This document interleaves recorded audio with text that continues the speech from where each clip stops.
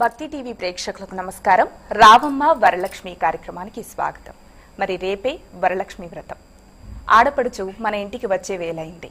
మరి ఈ శ్రావణ శుభవేళ పసుపు కుంకుమలను అందుకొని వాయన తాంబూలాలను స్వీకరించి మనం వండిపెట్టిన ఆ కొద్ది పరమాన్నాన్ని స్వీకరించి మనకు ఎన్నో వరాలను అందించేందుకు ఆ వరమహాలక్ష్మి అమ్మవారు ఇచ్చేనున్నారు. మరి వరలక్ష్మి వ్రతం సందర్భంగా వరలక్ష్మి వ్రతం ఆచరించే అప్పుడు ఎంతో మందికి ఎన్నో సందేహాలు కలుగుతూ ఉంటాయి. మరి ఈ సందేహాలన్నింటినీ కూడా నివృత్తి చేయడానికి మనతో పాటు ప్రముఖ ఆధ్యాత్మికవేత్తలు ఉన్నారు. ప్రేక్షకులు ఎవరైనా కూడా మీ సందేహాలను తెలుసుకోవాలనుకుంటే స్క్రీన్ మీద కనిపిస్తున్నటువంటి లైవ్ నంబర్స్ కి కాల్ చేయండి, లేదా భక్తి టీవీ యూట్యూబ్ లో ఉన్నటువంటి భక్తి టీవీ లైవ్ చాట్ లో కూడా మీ సందేహాలను తెలిపినట్లయితే మీ సందేహాలకు చక్కటి పరిష్కార మార్గాలను మేము కూడా అందజేసే ప్రయత్నం చేస్తాం. మరి మనతో పాటు ప్రముఖ ఆధ్యాత్మికవేత్తలు ఉన్నారు, వారితో మాట్లాడదాం. డాక్టర్ అనంత లక్ష్మి గారు, అమ్మ నమస్కారం. అలాగే అనిపెద్ది నరేష్ శర్మ గారు ఉన్నారు. నమస్కారం గురువు గారు. శుభం భూయ. అమ్మ, ముందుగా అసలు వరలక్ష్మి వ్రతం విశిష్టత ఏంటో తెలియజేస్తారా? వరలక్ష్మి అంటే వరాలు ఇవ్వడానికి సిద్ధంగా ఉన్న లక్ష్మి అని, వర అంటే శ్రేష్టమైన లక్ష్మి అని, ఏది ఉంటే మిగిలినటువంటి అన్ని రకాల సంపదలని అనుభవించేటటువంటి అర్హత వస్తుందో అటువంటి లక్ష్మి అని వరలక్ష్మి అంటారు. ఈ వరలక్ష్మి ప్రత్యేకంగా తానే అనుగ్రహించటానికి కొన్ని రకాలైన ప్రవర్తన కలిగినటువంటి ఒక ఉత్తమ ఇల్లాలికి కలలో కనిపించే వ్రతం చేసుకోమని చెప్పింది. అంటే వరలక్ష్మి వ్రతం ఎవరికి ఫలితాన్ని బాగా ఇస్తుందంటే ఎవరైతే ఆ వరలక్ష్మి ఎవరి కలలో కనిపించిందో ఆవిడలాగా ప్రవర్తించిన వారు. అందుకని వరలక్ష్మి వ్రతం సంవత్సరానికి ఒకసారి గనక చేసుకున్నట్టయితే ఆ వరలక్ష్మీదేవి కలలోనే చెప్పింది ఎప్పుడు చేసుకోవాలో. అప్పుడు గనక చేసుకున్నట్టయితే ఆవిడ అనుగ్రహం చక్కగా ఉంటుంది. అలా సంవత్సరానికి ఒకసారి వ్రతం చేసుకుంటున్నప్పుడు ఆవిడ ఎవరిని అనుగ్రహించిందో తెలుసుకుంటే ఆ విధంగా ప్రవర్తించటానికి వీలవుతుంది. ఆ విధంగా ప్రవర్తిస్తే సర్వశుభాలు కలుగుతాయి. అందుకు వరలక్ష్మి వ్రతానికి అంతటి ప్రాధాన్యం. గురుగారు, మీరు చెప్పండి, అంటే వరలక్ష్మి వ్రతాన్ని ఎవరైనా ఆచరించవచ్చా? చాలా మందికి చాలా సందేహాలు ఉంటూ ఉంటాయి కదా. గురుం గురుతరంగమ్యం గురుగమ్యం గుణాకరం వందే గురోత్తమం దేవం దేవవంద్య పదాంబుజం. అస్మశ్రీ గురుచరణాలవిందాభ్యాం నమో నమః. మీరు అడిగిన ప్రశ్న, వరలక్ష్మి వ్రతాన్ని ఎవరైనా ఆచరించవచ్చా? మంచి ప్రశ్న. ఈ వ్రతాన్ని ఎవరైనా ఆచరించవచ్చు అనగా పూర్వ సువాసనలు ఆచరించాలి. పెళ్లి కానటువంటి పిల్లలు కూడా వరలక్ష్మీదేవిని ఆరాధన చేయమని మనకి శాస్త్రాలు కనిపిస్తూ ఉన్నవి. ఈ వరలక్ష్మీ వ్రతాన్ని ఆచరించడానికి చాలా ప్రధానమైనది శ్రద్ధాభక్తి. ఆ శ్రద్ధాభక్తి అనేటువంటిది ఎవరికైతే ఉంటుందో వాళ్ళందరూ కూడా యథావిధిగా ఈ వరలక్ష్మీ వ్రతాన్ని ఆచరించవచ్చు. అంటే వివాహం కానటువంటి పిల్లలు వరలక్ష్మీదేవిని ఆరాధన చేయవచ్చు. వివాహం అయిన తర్వాత కూడా ఈ వరలక్ష్మీ వ్రతాన్ని వారు యథావిధిగా ఆచరించవచ్చును. దాంట్లో ఏ రకమైన సందేహము లేదు. అమ్మ, ఇక కొంతమందికి కొన్ని సందేహాలు ఉంటూ ఉంటాయి.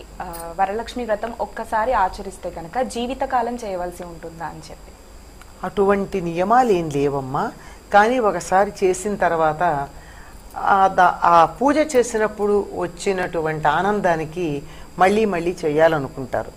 అంతేగాని ఒకసారి చేస్తే తప్పనిసరిగా చెయ్యాలి, ఇది కొనసాగించాల్సినటువంటి అవసరం ఉంది, ఇట్లాంటివి ఇబ్బంది పెట్టేటటువంటివి కాదు. కానీ సాధారణంగా ఎలా ఉంటుందంటే, అత్తగారు చేశారు, కోడలేమో వ్రతాలు నోములు చెయ్యాలి అంటే కొంచెం ఇబ్బంది పడుతూ ఉంటుంది. అందుకని చెప్తారన్నమాట, అమ్మా ఇది మన ఇంటి ఆచారం, చెయ్యమ్మా అని. అది ఆచారంగా అత్తగారు చెప్తే ఆ ఇంట్లో అలా చేయడమే తప్ప వ్రతంలో మాత్రం తప్పనిసరిగా చేసి తీరాలి ఒకసారి మొదలుపెట్టిన తర్వాత అనేటటువంటి నియమం ఏం లేదమ్మా. గురుగారిక వరలక్ష్మి వ్రతంలో ప్రధాన సంప్రదాయాలు ఏంటో తెలియజేస్తారా? వరలక్ష్మి వ్రతంలో ప్రధానమైనటువంటి సంప్రదాయాల విషయంలోకి వచ్చినట్లయితే, ప్రధానంగా ఇంటినంతా కూడా శోభాయమానంగా ఉంచుకోవాలి. అంతేగాని అక్కడ చెత్త అక్కడ పెట్టుకోవటము, మన సమయం లేవటం అంటే సాధారణంగా సూర్యోదయాపూర్వం తెల్లవారుజామున అంటాం. అట్లా లేవాలి. అంతేగాని 9:30కో లేచి పూజ చేయించడానికి పంతులు గారిని మీరు 11:30 తర్వాత రండి అంటాం. ఇవన్నీ కూడా అశుభప్రదమైనవి. ఈ వరలక్ష్మీ వ్రతమే శుభాలను ఇచ్చేటువంటిది. లక్ష్మి అంటే కేవలం మనం అనుకున్నట్టుగా ఏదో డబ్బు ఒక్కటే అంటానికి వీల్లేదు. లక్ష్మీనామ మంగళం శుభం ఇటువంటి అర్థాలు చాలా ఉన్నాయి లక్ష్మి అనేటువంటి పదానికి. కాబట్టి ఆ వరలక్ష్మీదేవి కేవలం డబ్బే ఇవ్వదండి, శుభాన్ని ఇస్తుంది, మంగళాన్ని ఇస్తుంది. కాబట్టి ఆ మంగళాన్ని ఇవ్వాలంటే ముందు మనం మంగళప్రదంగా ఉండాలి. అంతేగాని మనం మంగళం లేకుండా ఇంకా ఏదో పక్క మించి లేవకుండా ఒకవేళ లేచినా ఆ పక్క బట్టలు ఎత్తకుండా ఇటువంటి అశుభమైనటువంటి పనులు చేస్తే వరలక్ష్మీదేవి ఎన్ని మంత్రాలు చదివినా ఏం చేసినప్పటికీ రాదు, ఎన్ని నగలేసినా కానీ రాదు. కాబట్టి ప్రధానమైనటువంటి ఆచారము విధానము ఇట్లా ప్రాతకాలంలోనే తెల్లవారుజామునే లేవటం, కాలకృత్యాలు పూర్తి చేసుకోవటం, గృహాన్ని శోభాయమానంగా అలకటం. మన సాంప్రదాయంలో ఒక విధానం ఉన్నది. ఏమడిగినా సరే భూమిని గోమయేనానులిప్యా అంటారు. ఆ భూమిని గోమయంతో ముందు శుద్ధి చేయండి. ఎందుకు గోమయంతో శుద్ధి చేయాలి అంటే వృత్రాసురుని సంహారం చేసినప్పుడు వాడి యొక్క రుధిర రక్త మాంసాలన్నీ కూడా భూప్రపంచం అంతా పడింది. కాబట్టి ఆ భూమి అంతా కూడా ఎప్పుడు అశుద్ధిగా ఉంటుంది. అందుకనే పునర్లేపేన శుద్ధ్యతి అంటారు. ఎప్పుడైతే మళ్ళీ దాన్ని పూసేస్తే ఒకసారి తుడిస్తే అలికితే ఊడిస్తే అది శుద్ధవుతుంది. అట్లా గోమయం అలగటం చేత సాక్షాత్తుగా లక్ష్మీదేవి వచ్చి కూర్చుంటుంది అక్కడ. అందుకనే గోమయంతో ఇల్లంతా అలుక్కోవటం, రకరకాలైనటువంటి రంగులతోని ముగ్గులు పెట్టుకోవటం. ఈ చాక్ పీసు ఇవి కాకుండా హాయిగా బియ్య పిండితోని వాటితోని రకరకాలైన రంగులతోని ముగ్గులు పెట్టుకోవటం. ఇంటినంతా కూడా మామిడి తోరణాలతోని పుష్పాలతోని వాటితోని అలంకరణ చేయాలి. పుష్పాలతోని కోసుకొచ్చిన పువ్వులో లేకపోతే కొనుక్కొచ్చిన పువ్వులో ఫ్రెష్ పెట్టాలి తప్ప హాయిగా ప్లాస్టిక్ పూలు పెడతా ఉండి ఇవి అవగానే మళ్ళీ శుక్రవారం సాయంత్రానికి తీసేస్తాం అంటే ఏం లాభం లేదు. మంచి అప్పటికప్పుడు పూసినటువంటి పూలను తీసుకొచ్చి అలంకరణలు చేసుకోవటము. మనస్సులో కూడా ఎప్పుడూ కూడా ఏ రకమైనటువంటి వేరే ఆలోచనలు లేకుండా శుద్ధిగా ఉంచుకోవటం. ఇవి ఏ పూజ చేసినా వరలక్ష్మీ వ్రతమే కాదు, ఏ పూజ చేసినా ఉండవలసినటువంటి నియమాలు సాంప్రదాయాలు ఇవి ప్రధానంగా ఉండవలసింది. ఆ తర్వాత అమ్మవారి యొక్క విగ్రహాన్ని తయారు చేసుకోవటం. బాగా ధనం ఉందండి, ఏం చేసుకోవాలో అర్థం కావట్లేదు అంటే వాళ్ళు హాయిగా శుభ్రంగా బంగారపు ప్రతిమని పెట్టి తయారు చేసుకోవచ్చు. లేదండి అంటే వెండి విగ్రహాన్ని లేకుంటే ఇత్తడిది రాగిది లేకుంటే ఏదో ఒక ఎవరికి ఎంత ద్రవ్యం ఉంటే ఆ ద్రవ్యం విత్తశాఠ్యన్ అకారయేత్ అంటారు. ఎప్పుడూ లోభత్వం చూపించకూడదు. పక్క వాళ్ళకి తెలియకపోవచ్చు మన దగ్గర ఎంత ఉందో ఎంత లేదు, కానీ చేస్తున్నటువంటి దేవీ దేవతలకి ఖచ్చితంగా తెలుసు. వాళ్ళకి తెలుసు వీడు ఎంత ఖర్చు పెట్టగలడు, ఎంత ఖర్చు పెడుతున్నాడు, ఎంత దాస్తున్నాడు, ఎంత నిజం చెప్తున్నాడు, ఎంత అబద్ధం చెప్తున్నాడు అనే విషయం దేవతలకు తెలుసు. కాబట్టి వాళ్ళని మనం ఏం మెస్మరైజం చేయడానికి వాళ్ళ దగ్గర ఏమీ లేదు. కాబట్టి మన దగ్గర ఏ ద్రవ్యం ఉంటే దాంతో ఒక అమ్మవారి యొక్క రూపాన్ని తయారు చేసుకోవటము, లేదంటే కనుక కలశ రూపంలో పెట్టుకోవటం, ఏమీ లేకపోతే కనుక పసుపుతో కూడా తయారు చేసుకోవచ్చు. మన సాంప్రదాయం ఉంది, అమ్మవారిని గౌరీదేవిని చేయాలంటే పసుపు ముద్ద చేసి దానికి 2 ముఖాలు చేసి దానికి పొట్టు పెట్టేసేస్తారు, అది గౌరీదేవి అయిపోతుంది. అంటే విత్తం ప్రధానమైనది. కాబట్టి తదనుగుణంగా ఆ యొక్క అమ్మవారి రూపాన్ని తయారు చేయించుకొని లేదా పసుపుతో తయారు చేయొచ్చు, లేకపోతే బియ్య పిండిని కలిపి ఆ బియ్య పిండితోనైనా తయారు చేసుకోవచ్చు. తయారు చేసుకొని వాటిల్లో ఏదో ఒక వస్తువులోనే ఆ రూపంలో అమ్మవారిని ఆవాహన చేసి యథావిధిగా శ్రద్ధగా భక్తిగా పూజ చేయటం అనేది ఈ వరలక్ష్మీ వ్రతంలో ప్రధానమైనటువంటి అంశాలు. అమ్మ, మీరు కూడా వ్రతంలో ఆచరించవలసినటువంటి ప్రధాన సంప్రదాయాల గురించి ఒకసారి తెలియజేస్తారా? గోమయంతో అలకాలి అని చెప్పారు కదమ్మా. ఈ రోజుల్లో గోమయం దొరకడము కష్టమే. ఎందుకు అంటే మనకి దొరికేది జెర్సీ ఆవులే ఉన్నాయి తప్ప నాటు దేశీ ఆవులు దొరకడం కష్టం. వాటి గోమయం తెచ్చుకోవడము కష్టమే. కనీసం పసుపుతోనైనా శుద్ధి చేసుకోవాలి ఆ ప్రాంతాన్ని. వరలక్ష్మీదేవే చారుమతికి కలలో కనిపించి వ్రతం ఎలా ఆచరించాలో చెప్పింది ఆవిడ చెప్పిన ప్రకారం ఇంటిలో ఈశాన్యం మూల శుద్ధి చేసుకుని ఆవిడ గోమయం అంది. మనం గోమయంతో చేస్తే అంతకన్నా గొప్పది మరొకటి లేదు. కానీ కష్టం గనక అది లేకపోతే మామూలుగానైనా సరే చక్కగా పసుపు నీళ్లతో చక్కగా అలికి దాని మీద రంగవల్లికలు తీర్చమన్నారు. రంగవల్లికలు అంటే ముగ్గులని మాత్రమే అర్థం. బియ్యపిండితోనే ముగ్గు వేయాలి, మరొక దాంతో వేయడానికి వీల్లేదు. బియ్యపిండితో ముగ్గులు వేసి దాని మీద ఒక పీట పరిచి, ఆ పీట మీద ఒక వస్త్రం పరిచి, ఆ వస్త్రం మీద బియ్యం పోసి, బియ్యం మీద కలశం పెట్టి, ఈ కలశం అనేది విత్తం కొద్దీ వైభోగం అని మనకు ఒక మాట ఉంది. బంగారం, వెండి ఇలాంటివన్నీ లేకపోతే కనీసం మట్టి పాత్ర అయినా ఒక కలశం పెట్టాలి. మట్టి పాత్ర అంటే వాడింది పనికిరాదు, మట్టి పాత్ర పెడితే కొత్తది వాడాల్సిందే. కానీ సాధారణంగా అంత అహీన స్థితిలో ఎవరు ఉండరు గనక కనీసం ఇత్తడి, స్టీల్ మాత్రం పనికిరాదమ్మా. ఇత్తడి కానీ, కంచు కానీ, వెండి కానీ, బంగారం కానీ ఒక కలశం పెట్టి ఆ కలశంలో పంచపల్లవాలు పెట్టమన్నారు. మనకి శుభప్రదంగా ఎప్పుడైనా వాడేవి ఏమిటంటే మామిడాకులు. మామిడాకులతో పాటుగా ప్రధానంగా మర్రి, జువ్వి మొదలైనటువంటి వాటిని కూడా మద్ది ఇటువంటి వాటిని కూడా 5 రకాలైనటువంటి పల్లవాలు ఆ కలశంలో పెట్టి, దానిపైన ఒక కొబ్బరికాయ పెట్టి, దానిపైన ఒక రవికల బట్ట పెట్టి, దానిపైన ఇక మన ఇష్టం ఈ వెండి, బంగారు అమ్మవారి ముఖాలు తెచ్చి అలంకరించే వాళ్ళు అలంకరిస్తారు, లేని వాళ్ళు లేదు. కానీ పసుపు గౌరీదేవి మాత్రం ప్రధానం, ఉండి తీరాల్సిందే. కలశం ఉండనిండి, బంగారు విగ్రహం ఉండనిండి, పెద్ద పెద్ద చిత్రపటాలు ఉండనిండి, ఏది ఉన్నా అమ్మవారిని పసుపుతోనూ, పక్కన నిర్విఘ్న పరిసమాప్త్యర్థం అని చెప్తాం కదా, వినాయకుణ్ణి చేసి అక్కడ పెట్టి అప్పుడు పూజ చేసుకోవాలి. ఈ చేసే దాంట్లో చెప్పినటువంటి పద్ధతి ఏమిటంటే చక్కగా అమ్మవారికి షోడశోపచార విధానంలో పూజ చేయమన్నారు. చేసి తోరం కట్టుకుని అమ్మవారికి హారతిచ్చి ప్రదక్షిణం చేయడం ప్రధానం. ఈ విధానం అంతా ఏదైతే ఉందో ఇదంతా కథగా చెప్పుకుంటాం మనం. చెప్పినటువంటిది పూజ అంతా ఇలా చేస్తాం. చేసిన తర్వాత ఈ మొత్తాన్ని కూడా మనం కథగా చెప్పుకుంటాం. కథ వింటూ తప్పనిసరిగా అక్షతలు చేతిలో తీసుకుని కథ వినాలి. కథ విన్న తర్వాత ఆ అక్షతలు కొన్ని అమ్మవారికి వేసి, కొన్ని తన మీద, ముత్తైదు మీద వేయాలి. అయిన తర్వాత పూజ చేయించిన బ్రాహ్మణుడికి 12 కుడుములు దానం ఇయ్యాలి. ఈ రోజుల్లో ఎవరు బ్రాహ్మణుడిని పెట్టుకోవటల్లా. ఎవరికి వాళ్ళు చదువుకోవడమో లేకపోయినట్టయితే క్యాసెట్లు మొదలైనవి ఉన్నాయి కదా, వాటిలతో చేసుకుంటున్నారు. అలాగే ఉంటుంది. ఎలా శ్రద్ధ ఎంత ఉంటే ఫలితం అంత ఉంటుంది అని చెప్తారు కదా. శ్రద్ధని బట్టి ఇంత శ్రద్ధగా చేసుకుంటే అంత. అయిన తర్వాత దీంట్లో ఇంకొక ముఖ్యమైనటువంటి పద్ధతి ఏమిటంటే, శ్రావణ మంగళవారానికి ఉంది, శ్రావణ శుక్రవారానికి ఉంది. ఒక సాటి ముత్తైదువుని తెచ్చి అక్కడ కూర్చోబెట్టి ఆవిడ్ని సాక్షాత్తు వరలక్ష్మీదేవిగా భావన చేసి, ఆవిడికి కూడా అన్ని రకాలైనటువంటి పూజలు చేసి, అంటే పాదాలు కడగడం దగ్గర నుంచి ప్రత్యేకమైన పూజ మంత్రాలు కూడా ఉన్నాయి దానికి. అయిన తర్వాత వాయినం ఆవిడికి ఇవ్వాలి. ఇచ్చేటప్పుడు సంస్కృతంలో చెప్తే అర్థం కాదు, తర్వాత మాకేం తెలుసు అంటారు, పెళ్లి మంత్రాల్లాగా వీటికి కూడా. అందుకని తెలుగులో చెప్పిస్తారు. నా వాయినం పుచ్చుకున్న వారెవరు అని.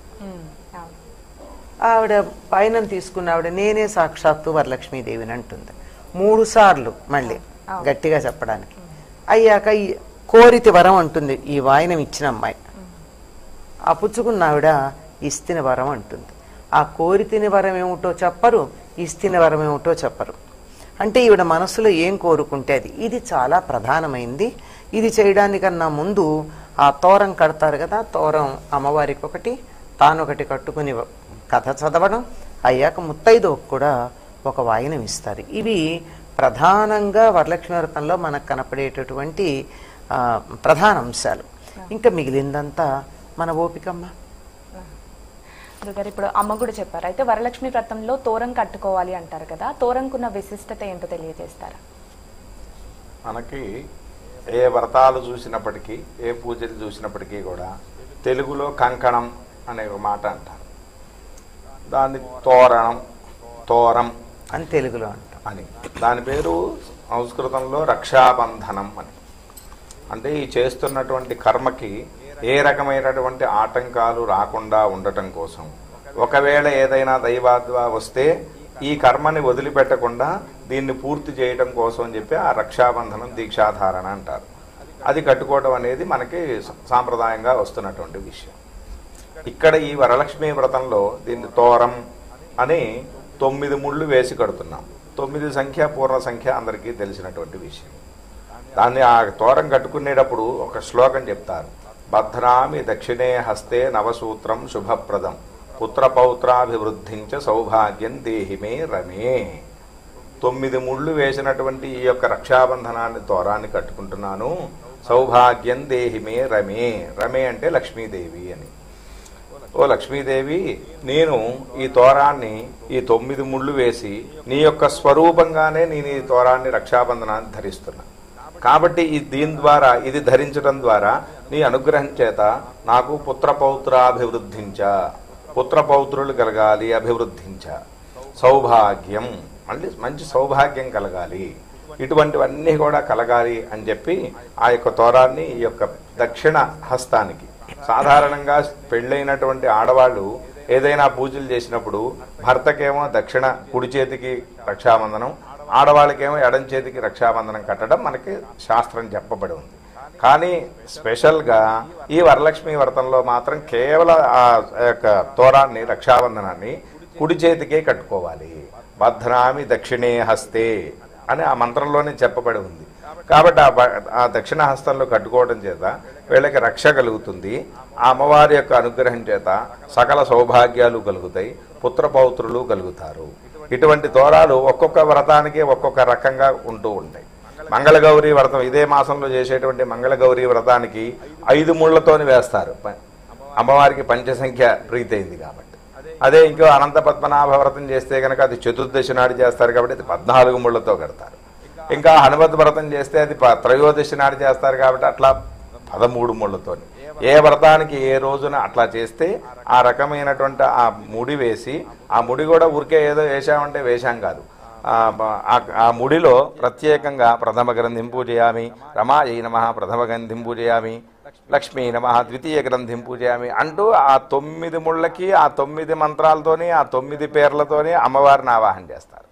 చేసి ఇది కట్టుకోవడం చేత మనకి సకల సౌభాగ్యాలు, పుత్రపౌత్రాదులు కలుగుతాయి, రక్ష కలుగుతుంది అని ఈ తోరం కట్టుకోవడంలో ఉన్నటువంటి విశేషం. మరి అమ్మ, ఇక వ్రత సమయంలో చాలా మందికి నైవేద్యం విషయంలో కూడా కొన్ని సందేహాలు ఉంటాయి. ఖచ్చితంగా అమ్మవారికి 9 రకాల నైవేద్యాలు సమర్పించాలా అని. 9 రకాల నైవేద్యాలు సమర్పించాలని వ్రత కథలో ఉన్నదా అమ్మా? వ్రత కథలో ఉందా? ఆ వ్రత కథ స్వయంగా లక్ష్మీదేవి చెప్పింది. అందుకని ఆ వ్రత కథలో ఉన్న దాని ప్రకారం మనం పాటిస్తే సరిపోతుంది. ఇష్టం ఉందనుకోండి, ఇళ్లల్లో అలవాటు, మా ఇంట్లో ఇన్ని చేయడం అలవాటండి అని చెప్తూ ఉంటారు. దాన్నే సంప్రదాయం అని, ఆచారం అని, మామూలు మాటల్లో చెప్పాలంటే అలవాటని అట్లా చేస్తారు. కానీ అమ్మవారికి తప్పనిసరిగా నివేదన చేయవలసినవి ఏమిటి అంటే, కొబ్బరికాయ కొడతాం ఎలాగో, అరటిపండు ఉంటుంది. అంటే ఈ 2 సాధారణంగా ఏ పూజకైనా ఉండేవి. ఇవి కాక ప్రత్యేకం ఏమిటంటే పానకం, వడపప్పు, చలిమిడి. చలిమిడి అన్నది ప్రధానంగా కడుపు చలవ కలిగించేది. కడుపు చలవ అంటే కడుపులో మండుతోంది, ఎసిటీ వచ్చిందని కాదమ్మా అర్థం, సంతానం అని అర్థం. కడుపు చలవ అంటే సంతానానికి మేలు కలుగుతుంది, సంతానం చల్లగా 4 కాలాలు బాగుంటారు అనే ఉద్దేశంతో కనుక తప్పనిసరిగా పచ్చి చలిమిడి చేస్తారు. అంటే నానబెట్టినటువంటి బియ్యాన్ని అప్పటికప్పుడు పూర్వం రోట్లో దంచేవారు, ఇప్పుడు ఏదైనా దాన్ని ఆ తడి పిండిలో బెల్లం కలుపుతారు, అంత ఇంక నీళ్లు కూడా పోయరు. అలా కలిపినటువంటి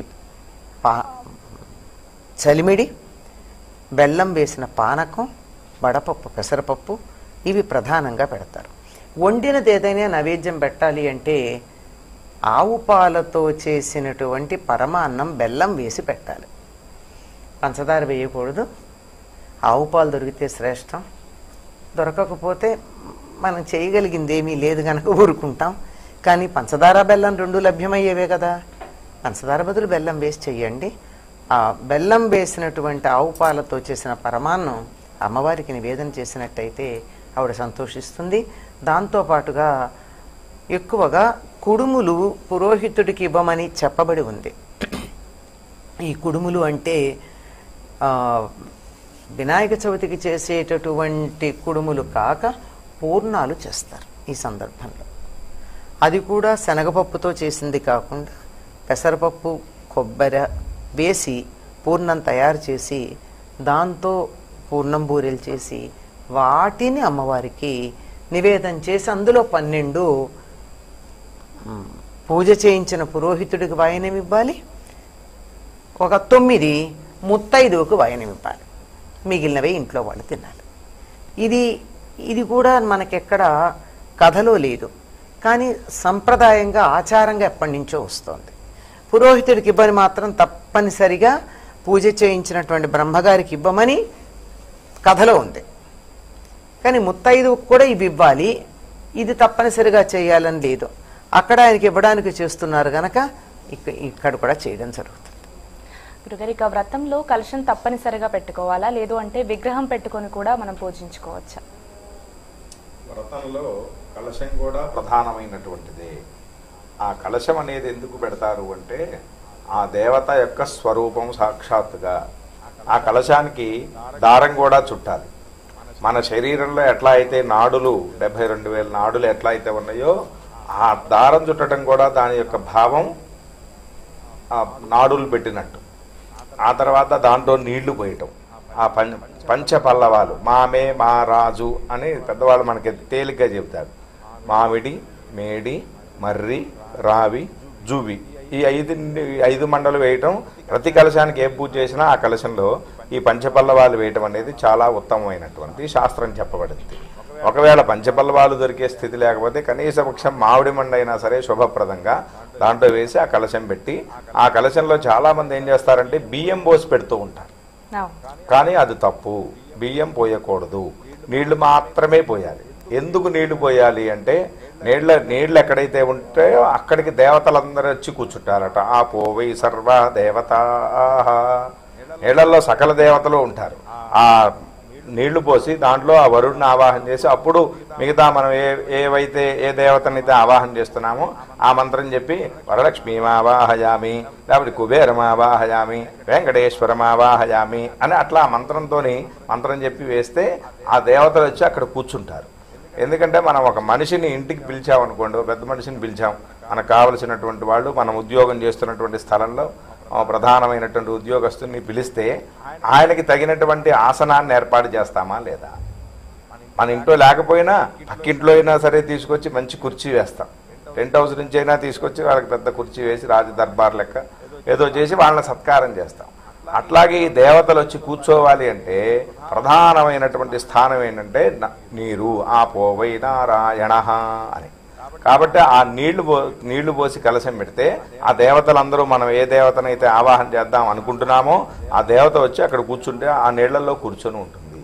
కాబట్టి కలశం అనేది చాలా ప్రధానమైనది. ప్రతి వ్రతానికి ప్రతి పూజకి కూడా కలశం ఉంటుంది. ఆ కలశంలో ఆ దేవతని ఆవాహన చేయటం. అట్లాగే విగ్రహాన్ని కూడా పెట్టుకోవాల్సిందే. ఎందుకంటే ఆ కలశం పెట్టాం మనం, కానీ ఆ రూపం మనకేం ప్రత్యక్షంగా కనిపించట్లేదు. విగ్రహారాధన అంటాం కదా, అంటే మన మనస్సుకి భగవంతుడు అనేటువంటి వాడు ఈ స్థానంలో ఈ రూపంలో ఇట్లా ఉన్నాడు అని తెలుసుకోవడం కోసం అని చెప్పి విగ్రహాన్ని తప్పకుండా పెట్టవలసిందే. అది మనం అనుకున్నట్టుగా బంగారం, వెండి, రాగి, ఇత్తడి, లేకుంటే మట్టి దాంతో తయారు చేయొచ్చు, లేదంటే బియ్య పిండితోనో, వీటి మన దగ్గర ఏ రకంగా ఉంటే ఏ ద్రవ్యం ఉంటే ఆ ద్రవ్యంతో తప్పకుండా ఈ ప్రతిమను తయారు చేయించాలి. లోహంతో చేయించినటువంటి ప్రతిమని కనుక మనం పూజ చేస్తూ ఉంటే ముందుగా దాన్ని పంచామృతాలతో శుద్ధి చేయాలి. ఎందుకు శుద్ధి చేయాలి పంచామృతాలతో అంటే, ఆ లోహాన్ని ఒక బంగారపు విగ్రహమే తీసుకున్నాం మనం. ఆ బంగారం ఎట్లా ఉంది, ఓ ముద్దగా ఉంది, ఓ రేకులాగా ఉంది. దాన్ని తీసుకొని ఆ బంగారు తయారు చేసే ఆయన ముందు దాన్ని బాగా శుద్ధితో ఇట్లా కొడతాడు, తర్వాత అగ్నిలో కాలుస్తాడు. ఆ రూపం రావడం కోసం చెప్పి డైలు వేస్తాడు. మళ్ళీ అది మనకి మెరవటం కోసం చెప్పి రకరకాలైనటువంటి యాసిడ్స్ అన్నీ పోస్తాడు. అవన్నీ కూడా ఆ పవిత్రమైనటువంటి ఆ యొక్క లోహాన్ని ఇన్ని చర్యలు చేయబట్టి ఆ రూపం వస్తుంది. మరి ఇన్ని చర్యలు చేయకూడదుగా, బంగారాన్ని తొక్కకూడదు, కొట్టకూడదు, ఏం చేయకూడదు, మరి రావాలి కదా, వచ్చింది. ఆ దోషం పోవటం కోసం అని చెప్పి ఆ పంచామృతాలతోని దాన్ని శుద్ధి చేసి ఆ ప్రతిమలో ఆ దేవతని ఆ మంత్రంతోనే ఆవాహన చేయాలి. మంత్రం అనగానే అందరూ వేద మంత్రం చదవకూడదు. అంటే బ్రాహ్మడు మాత్రమే మంత్రాన్ని చదవాలి, పురోహితుడు చదవాలి. లేదు మిగతా వాళ్ళు పురోహితుడు మీ ఆవిడ గారు అన్నట్టుగా క్యాసెట్ పెట్టుకొని చేసే రోజులు వచ్చినాయి. అట్లా చేస్తున్న పరిస్థితే వచ్చిందే అనుకోండి, రాకూడదు దైవానుగ్రహం వల్ల వచ్చిందే అనుకోండి, ఆ మంత్రాలు విని వరలక్ష్మీదేవి నమః అనుకోని మనసులో, లేకపోతే ఏ దేవత పూజిస్తుందో ఆ దేవత నామస్మరణ అయినా చేసి దాంట్లో ఆవాహన చేయాలి. పురోహితుల వారు వచ్చి కనుక ఆవాహన చేస్తే మంత్రం చెప్తేనే ఆ దేవతలు వస్తారు. పురోహితుల వారు వచ్చి వరలక్ష్మీదేవి నమః అంటే ఆ దేవత రాదు, ఆయన మంత్రం చెప్తేనే వస్తారు. ఎందుకు? మంత్రాధీనంతు దైవతం అన్నాగా, కాబట్టి మంత్రాల ఆధీనంలో ఉన్నారుగా వాళ్ళందరూ, కాబట్టి ఆ మంత్రం చెప్తేనే ఆ దేవత వస్తారు. అదే మనం చేసుకుంటూ ఉంటే మంత్రం చెప్తే రారు దేవతలు, నామం చెప్తే వస్తారు. ఏమిటి తేడా అంటే ఎవరు ఏ పని చేయాలో ఆ పని చేయాలి. ఆ మంత్రం చదివేటప్పుడు దానికి తగినటువంటి నియమాలు ఉన్నాయి, స్వరాక్షరాలు ఉన్నాయి. ప్రతి అక్షరం కూడా స్పష్టంగా పలకవలసిందే. ఒక దీర్ఘం ఎక్కువైనా, ఒక దీర్ఘం తక్కువైనా, ఒక పుల్లు తక్కువైనా ఎక్కువైనా, ఒత్తు లేకపోయినా దాంట్లో రకరకాలైన దోషాలు ఏర్పడుతూ ఉంటాయి. కాబట్టి అందుకనే అట్లా చదవకూడదు. చాలా మంది కూడా లక్ష్మీర్మే నశ్యతాం త్వాం వృణే అంటారు శ్రీ సూక్తం చదువుతూ.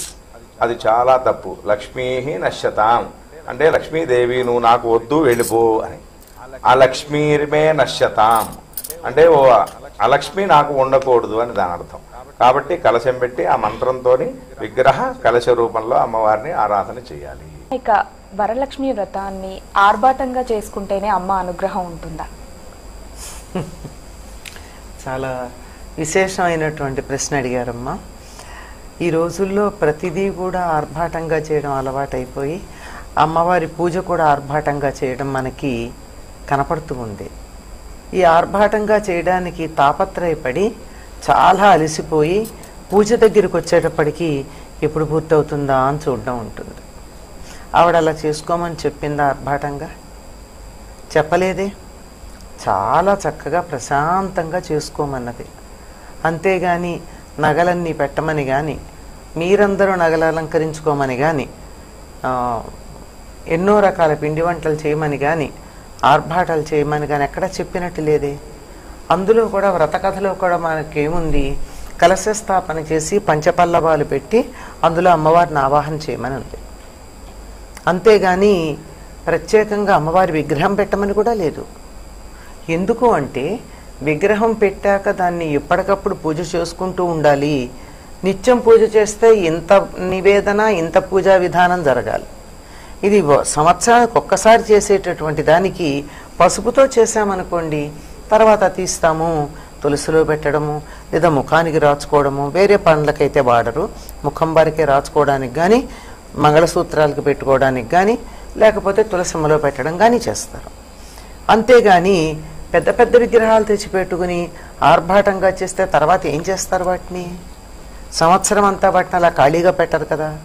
ఒకసారి ఆవాహన చేసి అందులో దేవతాశక్తిని ఆవాహన చేసి పూజాధికారులు చేసి ధూపదీప నైవేద్యాలు పెట్టిన తర్వాత మానేస్తే శ్రేయస్కరమా? కాదు. అందువల్ల పసుపు గౌరీదేవినే పెట్టాలి, కలశం మాత్రమే పెట్టాలి. కథలో అంతవరకే చెప్పబడి ఉంది. అంతకన్నా మించి చేస్తే మీ ఇష్టం, మీ ఇష్టం వచ్చినట్టు చేసుకోండి, ఏదన్నా చేసుకోవచ్చు. కానీ చేసి తీరాలి అన్న నియమం ఏం లేదు. మీకు బాగా ఓపిక ఉంది, తర్వాత అర్ధబలంతో పాటు అంగబలం కూడా ఉంది, చేసి పెట్టేవాళ్ళు ఉన్నారు.